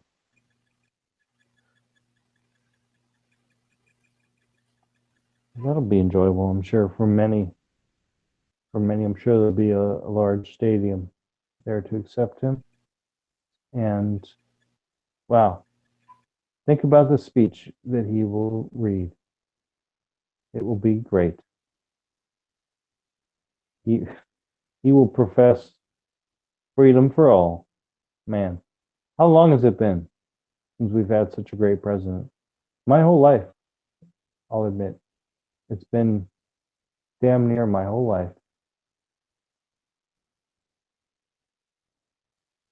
You know, Reagan gave some good speeches on guns and, gun control and stuff like that. Then he turned around and signed that one law that wasn't too good. No, yeah, that, and before that, Reagan banned open carry in California. And everyone wants to praise him in retrospect, but I mean, it's obvious when he was in California that he was part of this tides of change with respect to gun rights and freedom. But he was quite an orator. I mean, what an orator that guy was. If you listen to some of his speeches, who else has talked like him? I don't know. It took the country by storm. I mean, we won the Cold War under Reagan. It was a great victory. It was the only victory that we had had in many years, decades, many decades. Yeah, he put lasers in space. Star Wars.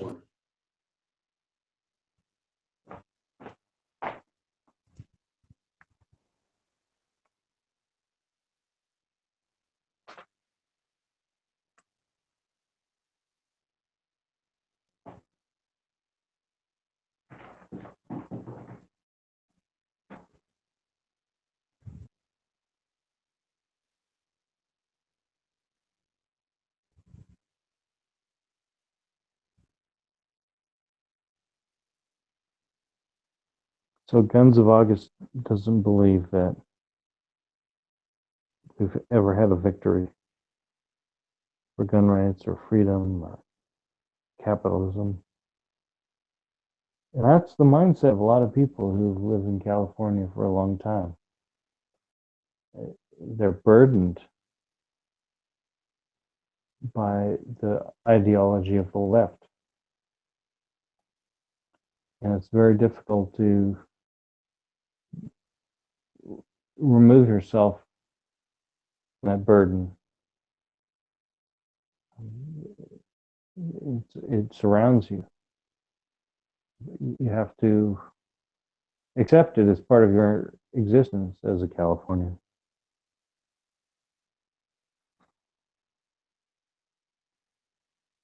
And realize that urban America doesn't embrace your views on the whole.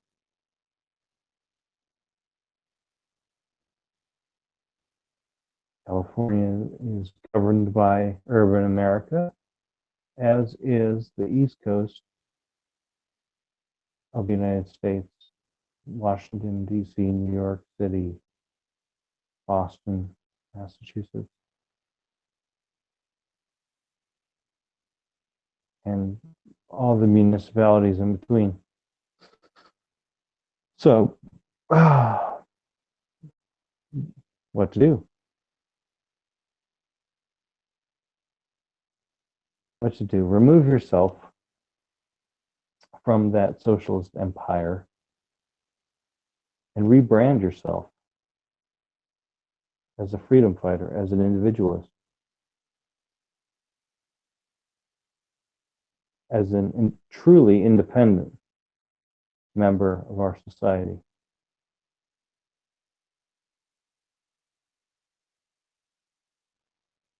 And that's what libertarianism is, right? You're essentially an independent at heart.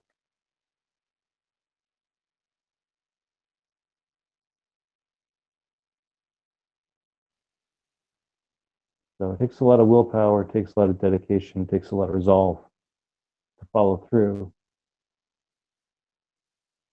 with that course of action. But I think it will be beneficial for all those who follow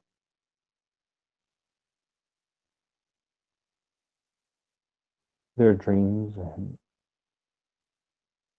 live out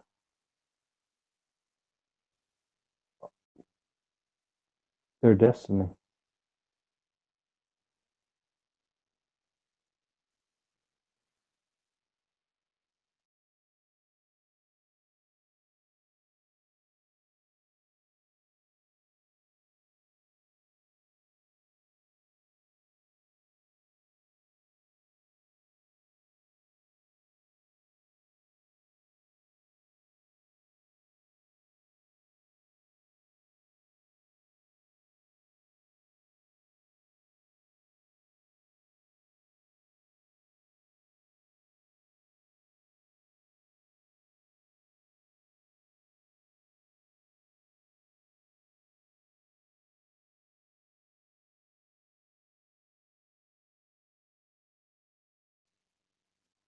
So how long do you think it'll be before Dano heads south to Arizona?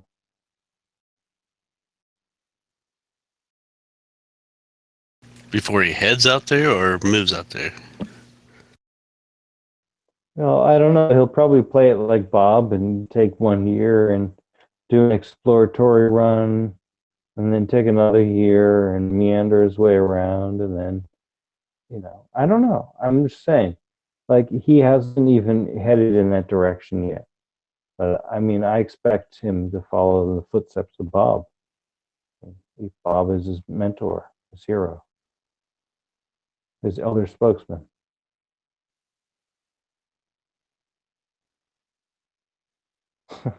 I'm joking.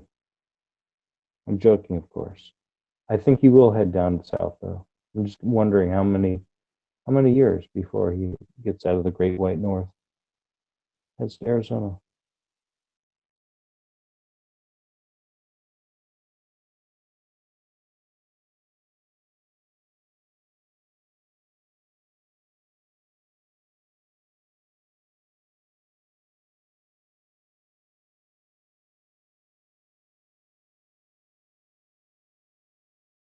Yeah, I don't see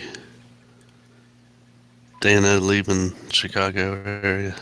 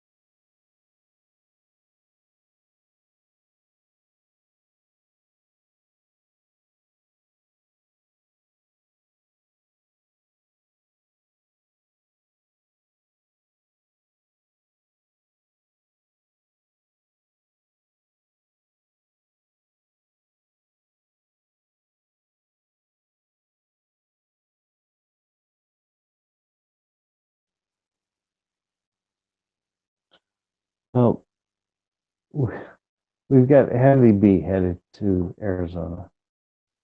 Oh, he's already been there.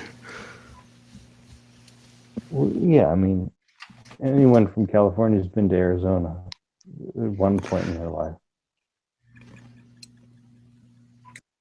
But he's actually committed to moving there. And, I see Dano moving there. I do, because Dano, he wants to be free of the burden of the establishment in Illinois, and he wants to be able to pick up his gun without his having to show his FOID card, whatever other bullshit they make you do there. And, you know, it's just, you know, for a gun guy, Arizona is the best place in the country.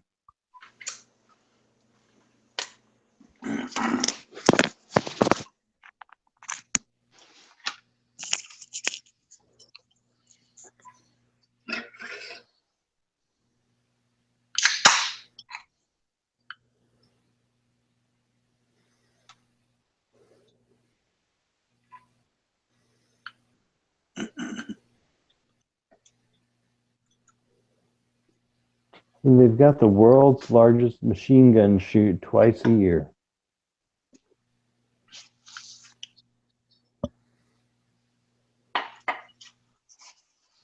They have constitutional carry.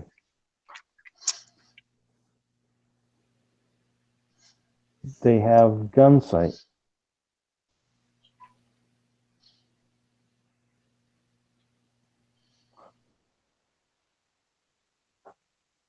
They have completely unrestricted firearms regulations. You can buy throwing stars even in Arizona.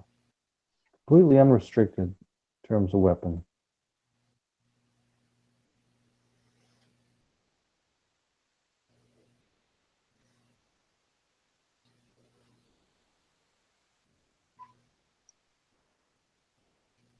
I mean, here's a good question. What other states in the country allow the use or carry or ownership of throwing stars?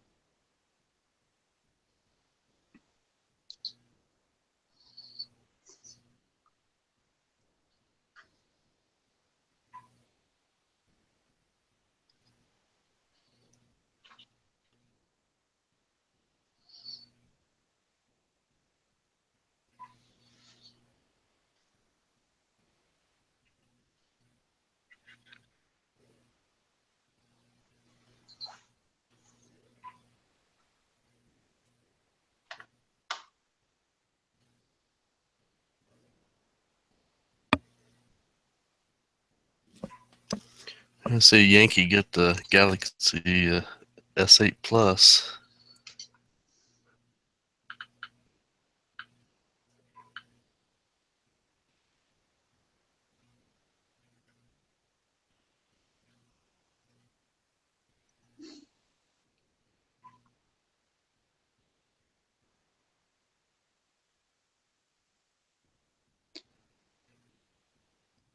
Well, good. He can test it out and tell us if it blows up in his face.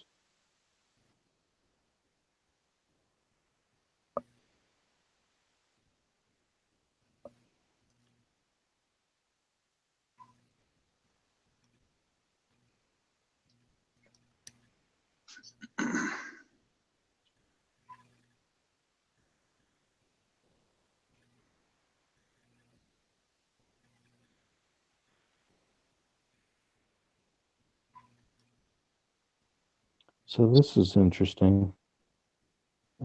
Contrary to popular belief, shuriken were not primarily intended as killing weapons, but rather in a secondary role as a nuisance or distraction. Targets were primarily the more exposed parts of the body, eyes, face, hands, or feet. The shuriken would sometimes be thrown in a way that slashed the opponent in a glancing blow and traveled on, becoming lost, causing the opponent to believe that the cut had been made by an invisible swordsman.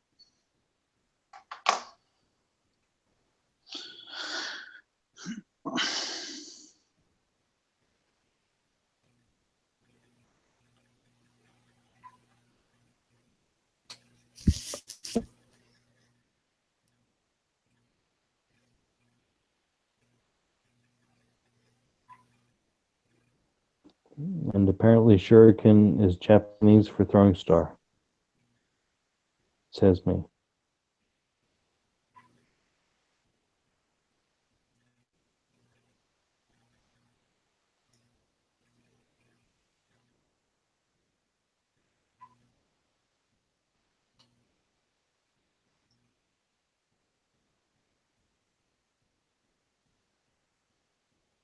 You know what is great though? I'll tell you what is great. Switchblade laws. Legalize switchblades. That's where it's at. Those knives pose absolutely no danger whatsoever. They should be allowed in every state. And if you follow knifelaws.org, you'll find that they are being legislatively allowed in more and more states. Now, what do you consider a switchblade? Yeah, that's the distinction between an assisted opening knife and a gravity knife, or there's some nuance there, but it's basically if you press a button on the handle and the blade comes out, then it's a switchblade. But if you So you mean an auto? Right, an automatic knife, right? Because if you open the knife by touching a part of the blade, such as in the flipper or the thumb stud, but it's assisted opening, then it's not considered an auto knife. Yeah, see, some states consider that an auto knife. And I'm sure you can get arrested in any state for using that as an auto knife if the cop wants to arrest you for that, and that's illegal. Yeah, depends on the state. Depends on where in the state. Because I've got an auto. I mean, they're legal in Ohio, so right. Maybe So- not Cleveland. So you're saying in Ohio, an assisted knife is considered an auto knife, but it's legal because auto knives are legal. No, I mean, you've got. I mean, they consider an automatic knife is one that you just push the button and it pops out itself. But I mean, they're legal in Ohio. Just depends on what town. Some towns have implemented knife laws themselves, like Cleveland or maybe Cincinnati. I'm not sure about Cincinnati, but I know Cleveland is the big one for taking rights away. So there's no preemption in Ohio for state laws over local ordinances? Yeah, they just do their own thing up there.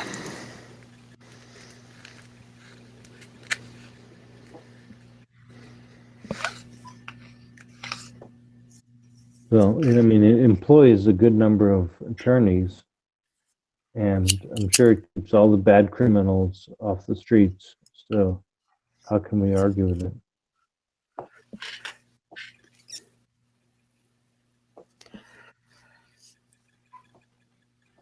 But it's interesting. If you go onto bladehq.com, you look at any manufacturer of knives, they've got them all.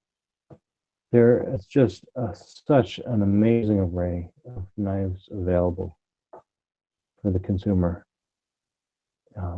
From they're manufactured in all parts of this world, from as little as a few dollars to hundreds and thousands of dollars. I think there's a $5,000 knife at one point. But yeah, I mean, you can get a knife, any kind of knife you want.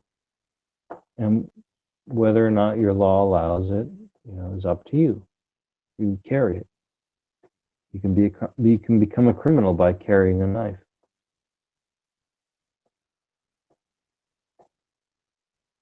But I think it's really the criminals who use the knife that we got to be worried about, right? The criminals who use the gun, that we got to be worried about.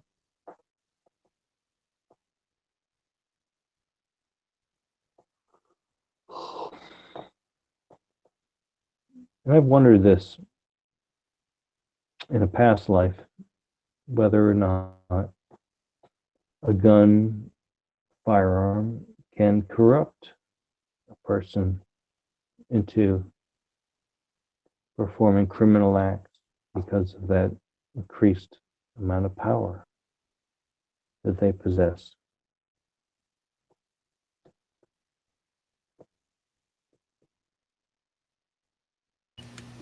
I don't see it corrupting my mom. So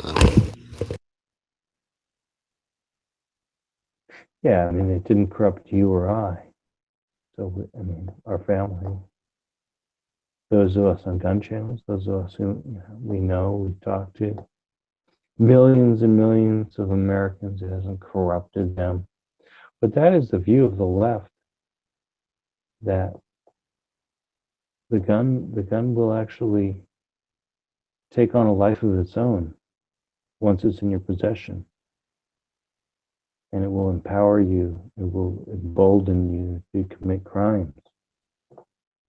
but the only thing that's corrupted me is I keep buying. I can't stop buying them. That's about it.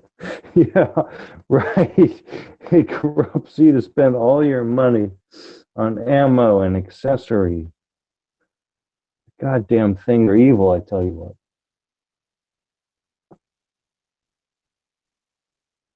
No, I mean, I'm sure there's a certain set of the population that it has and will corrupt because of their inability to utilize the power legally, responsibly. You know, inability to responsibly utilize the power. I mean, that's something we see with cars. We see it with firearms. We see it with other things that aren't coming to my mind right now. But power. Hammers. I mean, Hammers. Yeah, I see all those carpenters out there being corrupted. I mean, let's look at drugs. Let's look at illegal drugs, right? I mean, they're out there. We know they're out there. There's some that want to legalize some of them. And so, yeah, I mean, you get your hands on some drugs. You know, are you going to use it recreationally, or are you going to get addicted? Are you going to, you know, then there's a whole spectrum of drug use out there. And it starts off as benign and it ends up as criminal. Just the same thing where, you know, you're talking about a hammer or a knife, a gun, whatever it can be.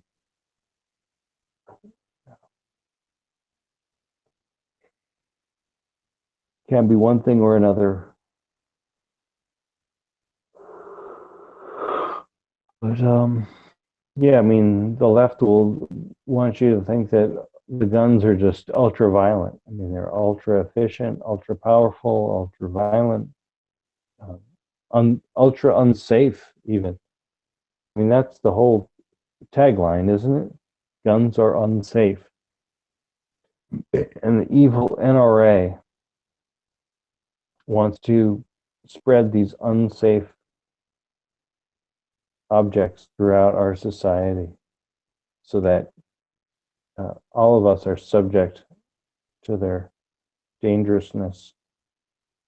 And, you know, it's okay for law enforcement and avid hunters to have access to guns, but for the uninitiated and the simple folk of this country, that is just a dangerous prospect to have a gun in your home. Untrained, unprofessional. And these are all the narrative that comes out again and again and again.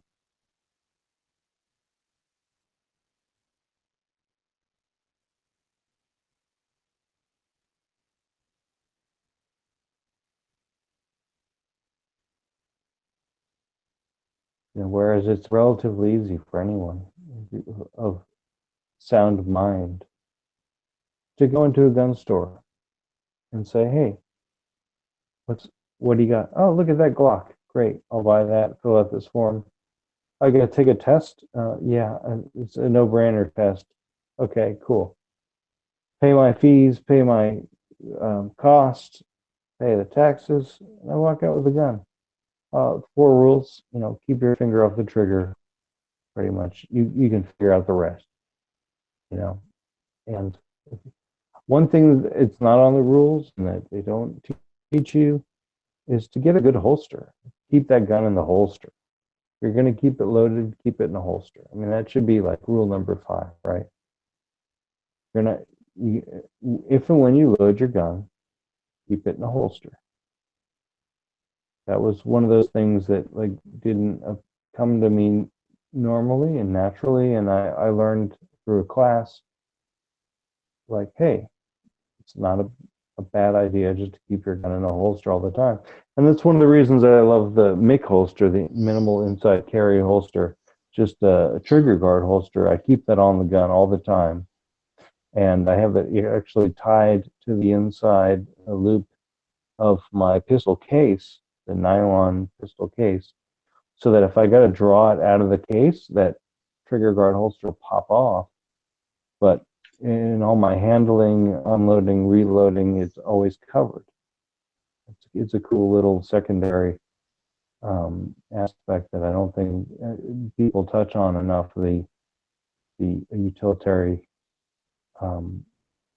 function, the appropriateness, or the there's a word I'm looking for, of the MIG holster, trigger guard holster. They don't make them for every gun, but they make them for a lot of guns. I've only been concerned about trigger guard holsters with striker fired weapons myself. Yeah. All my pistols, I've slid into my pocket numerous times and not even concerned myself with trigger guard. I know that's probably wrong, but it's just the way it is, I guess. The trigger pulls a lot heavier, so I've never even thought twice about it myself. Yeah, I mean, and you're not alone. Your thought pattern is very common. Personally, I mean, and I'm not saying there's anything wrong with it, but personally, I like to have something around the gun, at least around the trigger guard. I understand that. I really do now. But like my Bond arms, the last few years of active duty, I always had that in my back pocket, just in my back pocket. I don't know. Yeah, I mean, the single action is, it's almost like, should we allow single action in the 21st century? It's such an outdated form of action. You got to wonder, why is it even still around? That's what I mean. There's so many things about them. Firearms that came out of America, and single action is one of them to me. It's like, okay, if you're going to be competing in SAS, okay, for like a throwback piece, I get, but single action.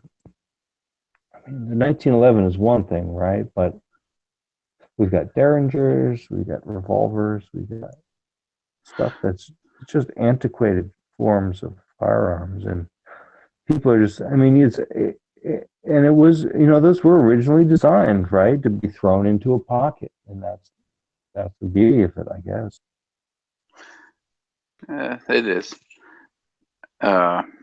It's funny that I always had my Bond Arm Snake Slayer in my back pocket when I checked the fence lines because there was a lot of snakes. But every time I had it with me, I never saw a snake. But every time I didn't have it with me, I ran into multiple snakes. Drove me insane for a little bit. But single action, probably one of the funnest guns I've ever handled was a Ruger 45 cap and ball. It was a lot of fun to shoot. It was very time consuming, maintenance and cleaning, but just the experience of loading the every cylinder to shoot it was a lot of fun growing up.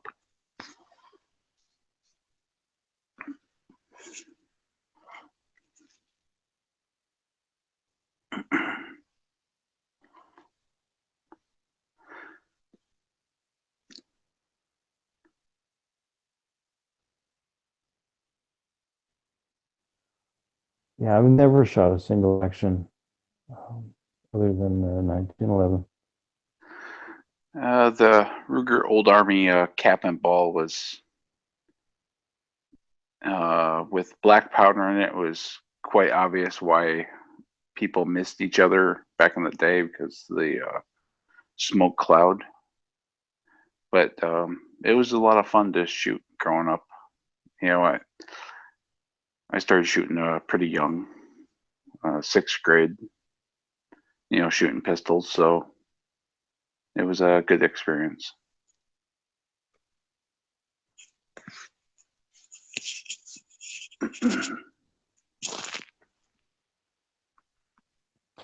I've never shot black powder either. I'd like to try that sometime. It's definitely available. It's definitely out there. It's definitely affordable. Some extra work, from what I understand. Most cap and ball guns you can have shipped right to your house. I was thinking about getting like an old 50 cal cap and ball set, just so me and my boys could you know, finish it off, like get one of those kits that they have on I don't know, one of Midwest or whatever website, brand owns, whatever, and just go through and finish it, and you know, just to have the shoot, because you don't got to go through most of the pistol laws and all that good stuff to have it. I thought it would be good for me and my boys to do, just as a father-son's kind of activity. I recently got them some little miniature mini cannons to shoot in the backyard. You know, that's going over pretty good. The neighbors don't like it, but you know, screw them. Yeah, G has some of those mini cannons, I think. Yeah, some yeah, videos. yeah. That's where I think I picked up the idea of. I saw his mini cannons, and I searched out the website and bought some. They're pretty loud when you pack the powder in tight enough.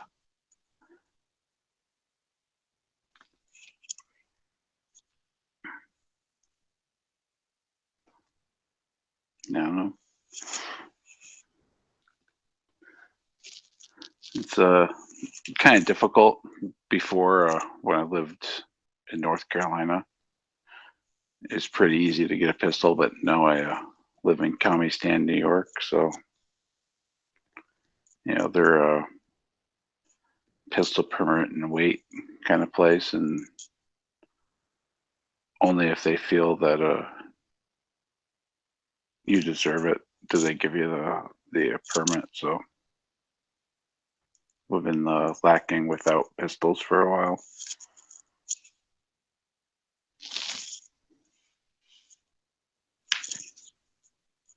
So, I'm sorry, so you came out of New York, is that right? I'm in New York now. I was in North Carolina. Okay. Oh well. Yeah, when I It's, was 5 years old, my uncle taught me how to make my own cannons out of pop cans.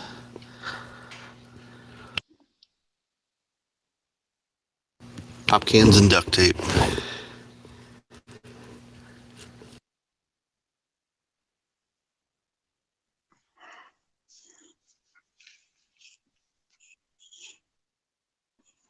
Of course, now we don't have the steel cans anymore, so you gotta use your coffee cans or soup cans.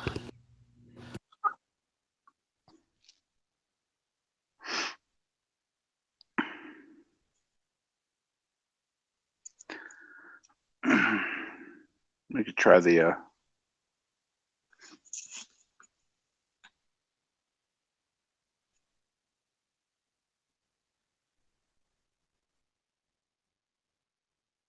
Yep, cans, duct tape, and lighter fluid. That's all you need.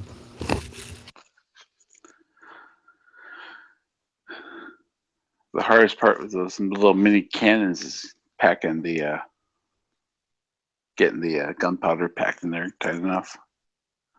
If you don't pack it in tight, it just kind of gives you a little fizzle, a loud bang.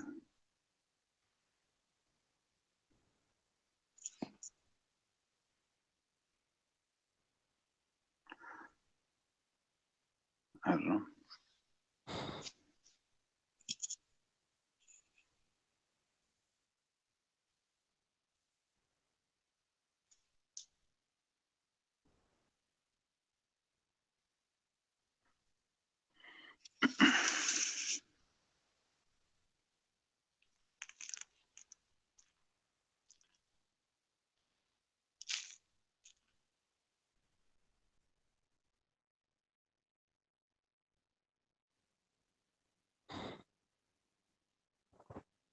I'd like to get a black powder musket. Something, with a ramrod, just vintage, like go through the motions. Doesn't have to be rifle barrel, just see how far out you can shoot a ball. See what it was like for the revolutionaries and the early trappers and explorers and really, primitive weaponry. I guess a lot of that was in the Civil War too.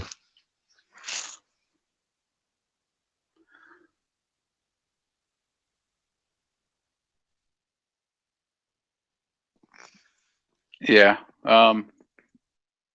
Some of the flintlocks were pretty accurate compared to, or even measurable to today's standards.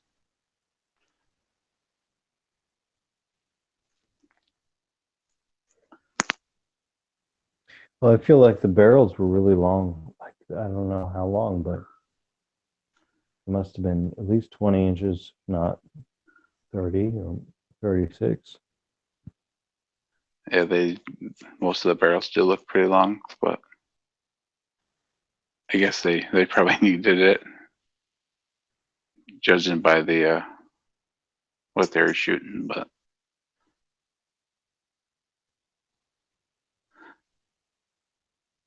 I'd like to get one of those old flintlocks. I think that'd be pretty fun to shoot.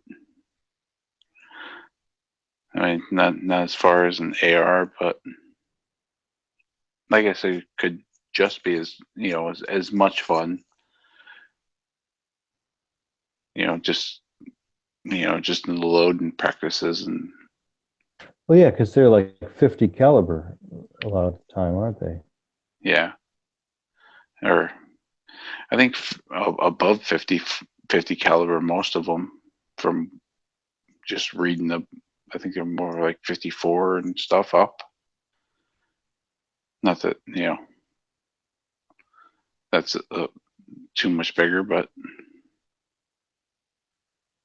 I think they just rammed as much lead as they could down the barrel and shot it.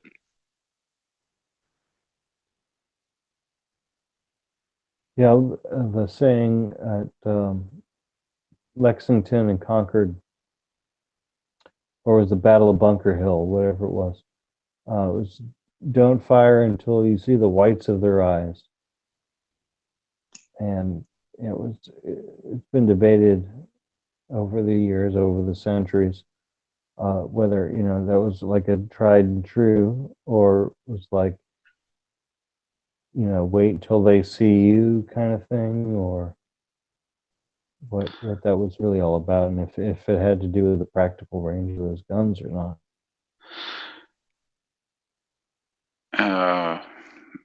I've been to Bunker Hill, and they were loading whatever they could, according to the historians at the place. Loading whatever they could down the barrel to shoot at the British.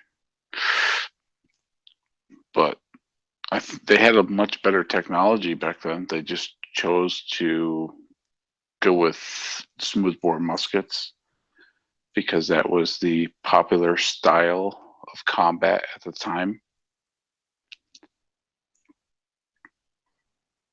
It was online and shoot at each other, vice standoff, and take cover and shoot from afar. It was what was considered honorable and not honorable at the time.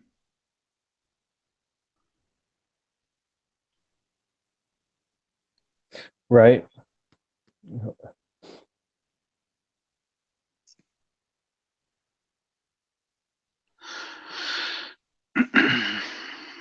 Yeah, it seems like it kind of started off that way.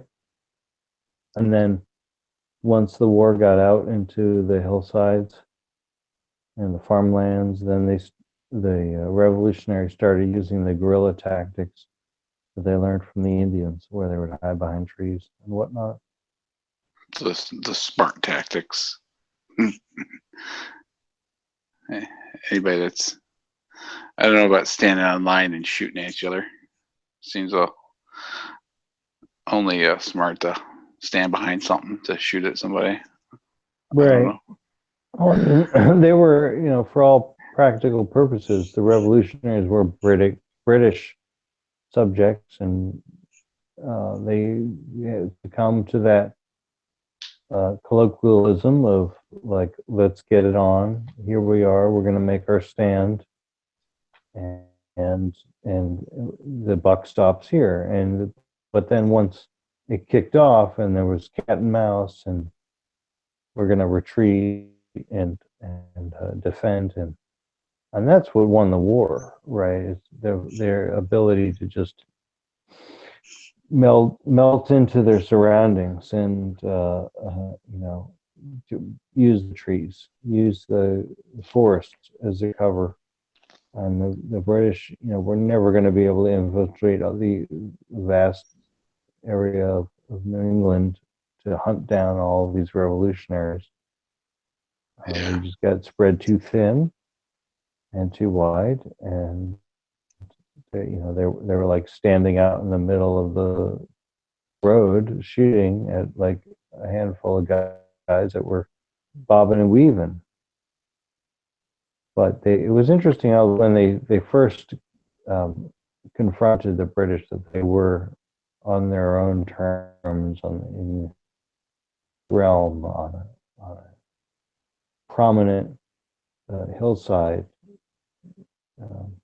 And I grew up with that stuff, and it seems like an old story to me now, but I'd like to go back and actually revisit that a little bit and refresh my memory of it, because it was really historic. It's one of the most historic things about this country is what happened in Massachusetts.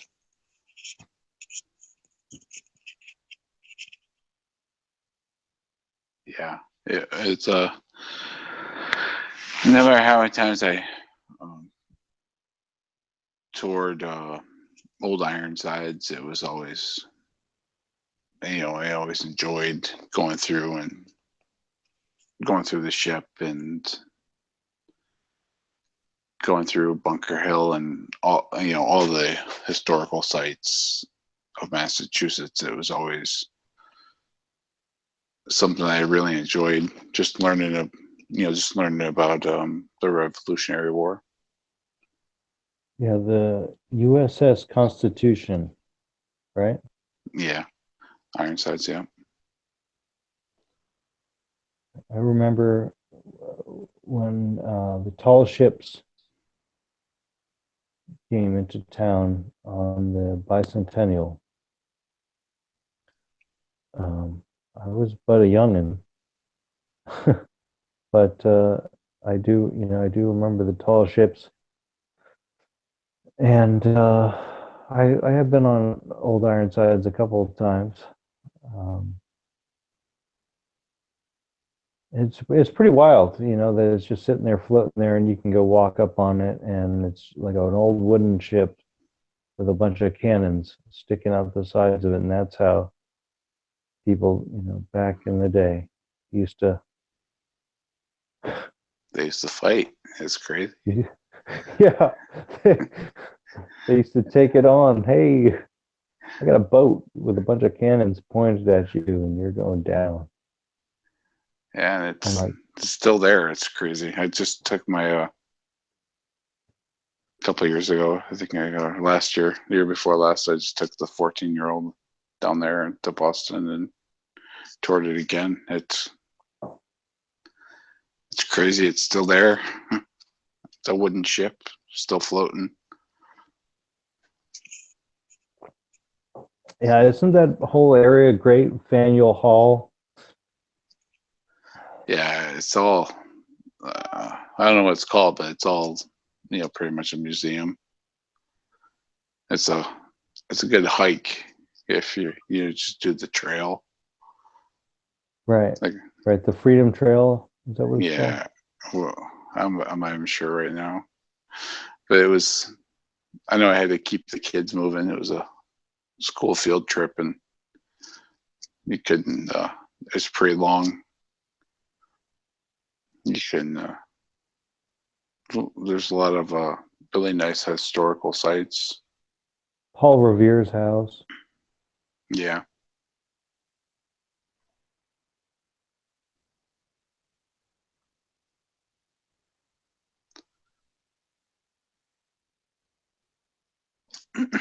Trinity Church, is that right? Yeah, it sounds familiar. Yeah. Yeah, it's been a while since I've been there, but I was in Boston a couple of years ago, and I had a chance to walk down there by Faneuil Hall again. It was like, man, this place hasn't changed at all since I was here 20 years ago, and I know it hasn't changed very much in 200 years before that. Yeah, it's really like so much brick, like all this brick you're walking on. You're like, this brick has had to have been replaced and reset like 100 times. At least, yeah. That's the trail is. It was really nice to rewalk it. I walked it as a kid, and to do it again with my kids, it's been really good. Yeah, and up there by Beacon Hill, all the streets are still lit by gas lamps.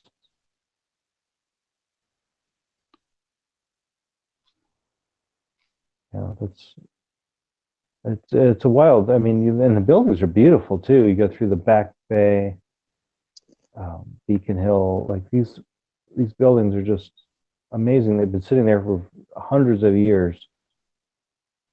Just beautiful stone and brick buildings. Yeah, it's.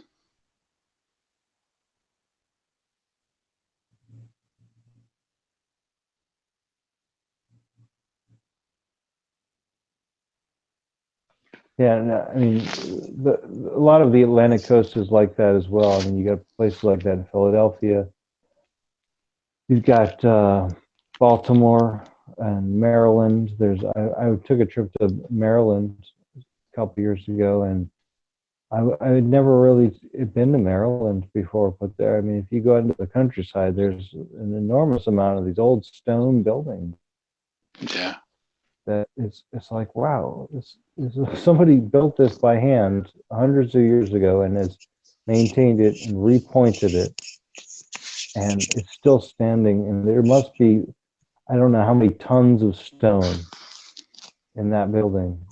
And there's, one after another all over the countryside. And you go to some of the older cities like Fredericksburg Yeah. and Sharpsburg. And it's just really like you almost feel like you're in Europe, really. I mean, Yeah. Some of the older buildings.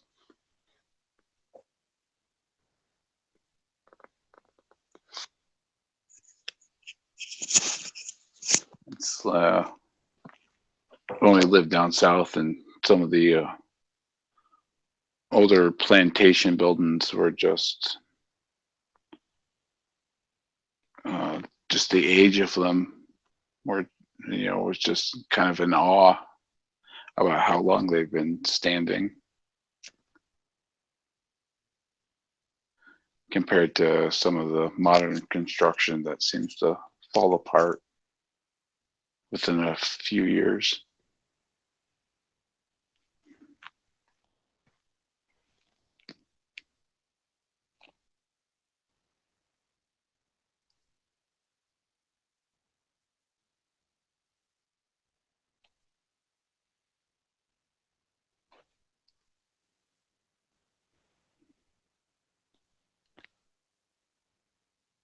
well, it's getting on to the early hours of Saturday, so I'm gonna check out. It was good talking with you, and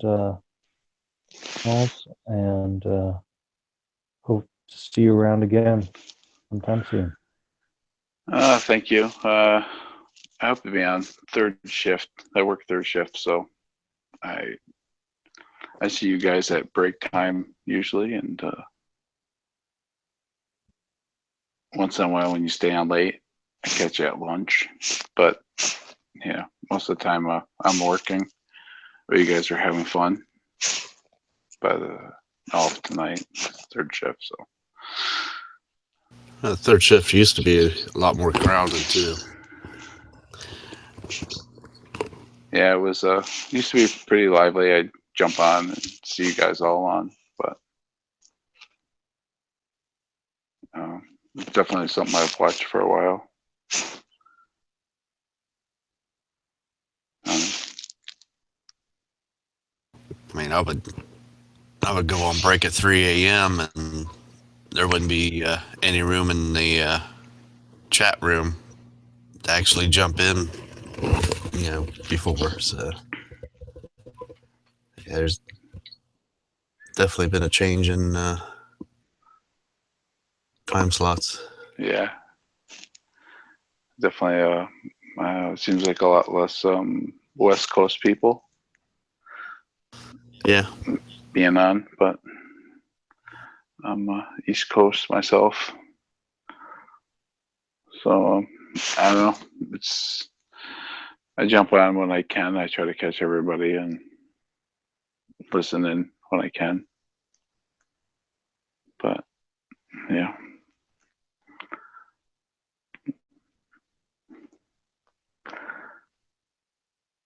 But I'm gonna sign off myself. Thank you for having me tonight, and hope to talk to you again. Yep, you're welcome anytime. Have a good night.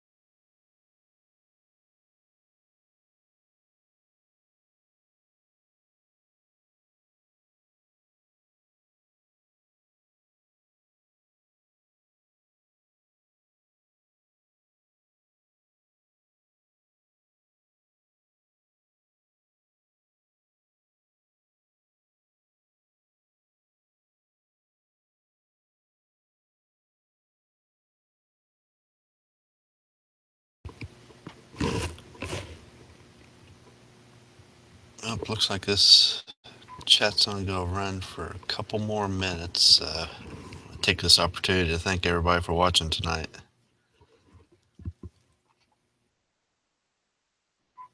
If you haven't done it yet, make sure you go over to gunchallenge.com, join. You can join the live conversation, jump into chat rooms, ask questions, do anything.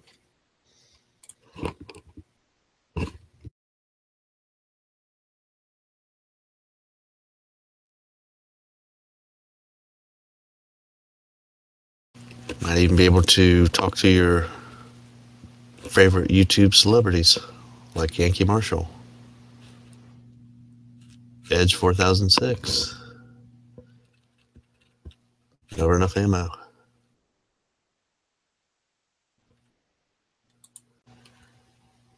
Or Neil Stryker.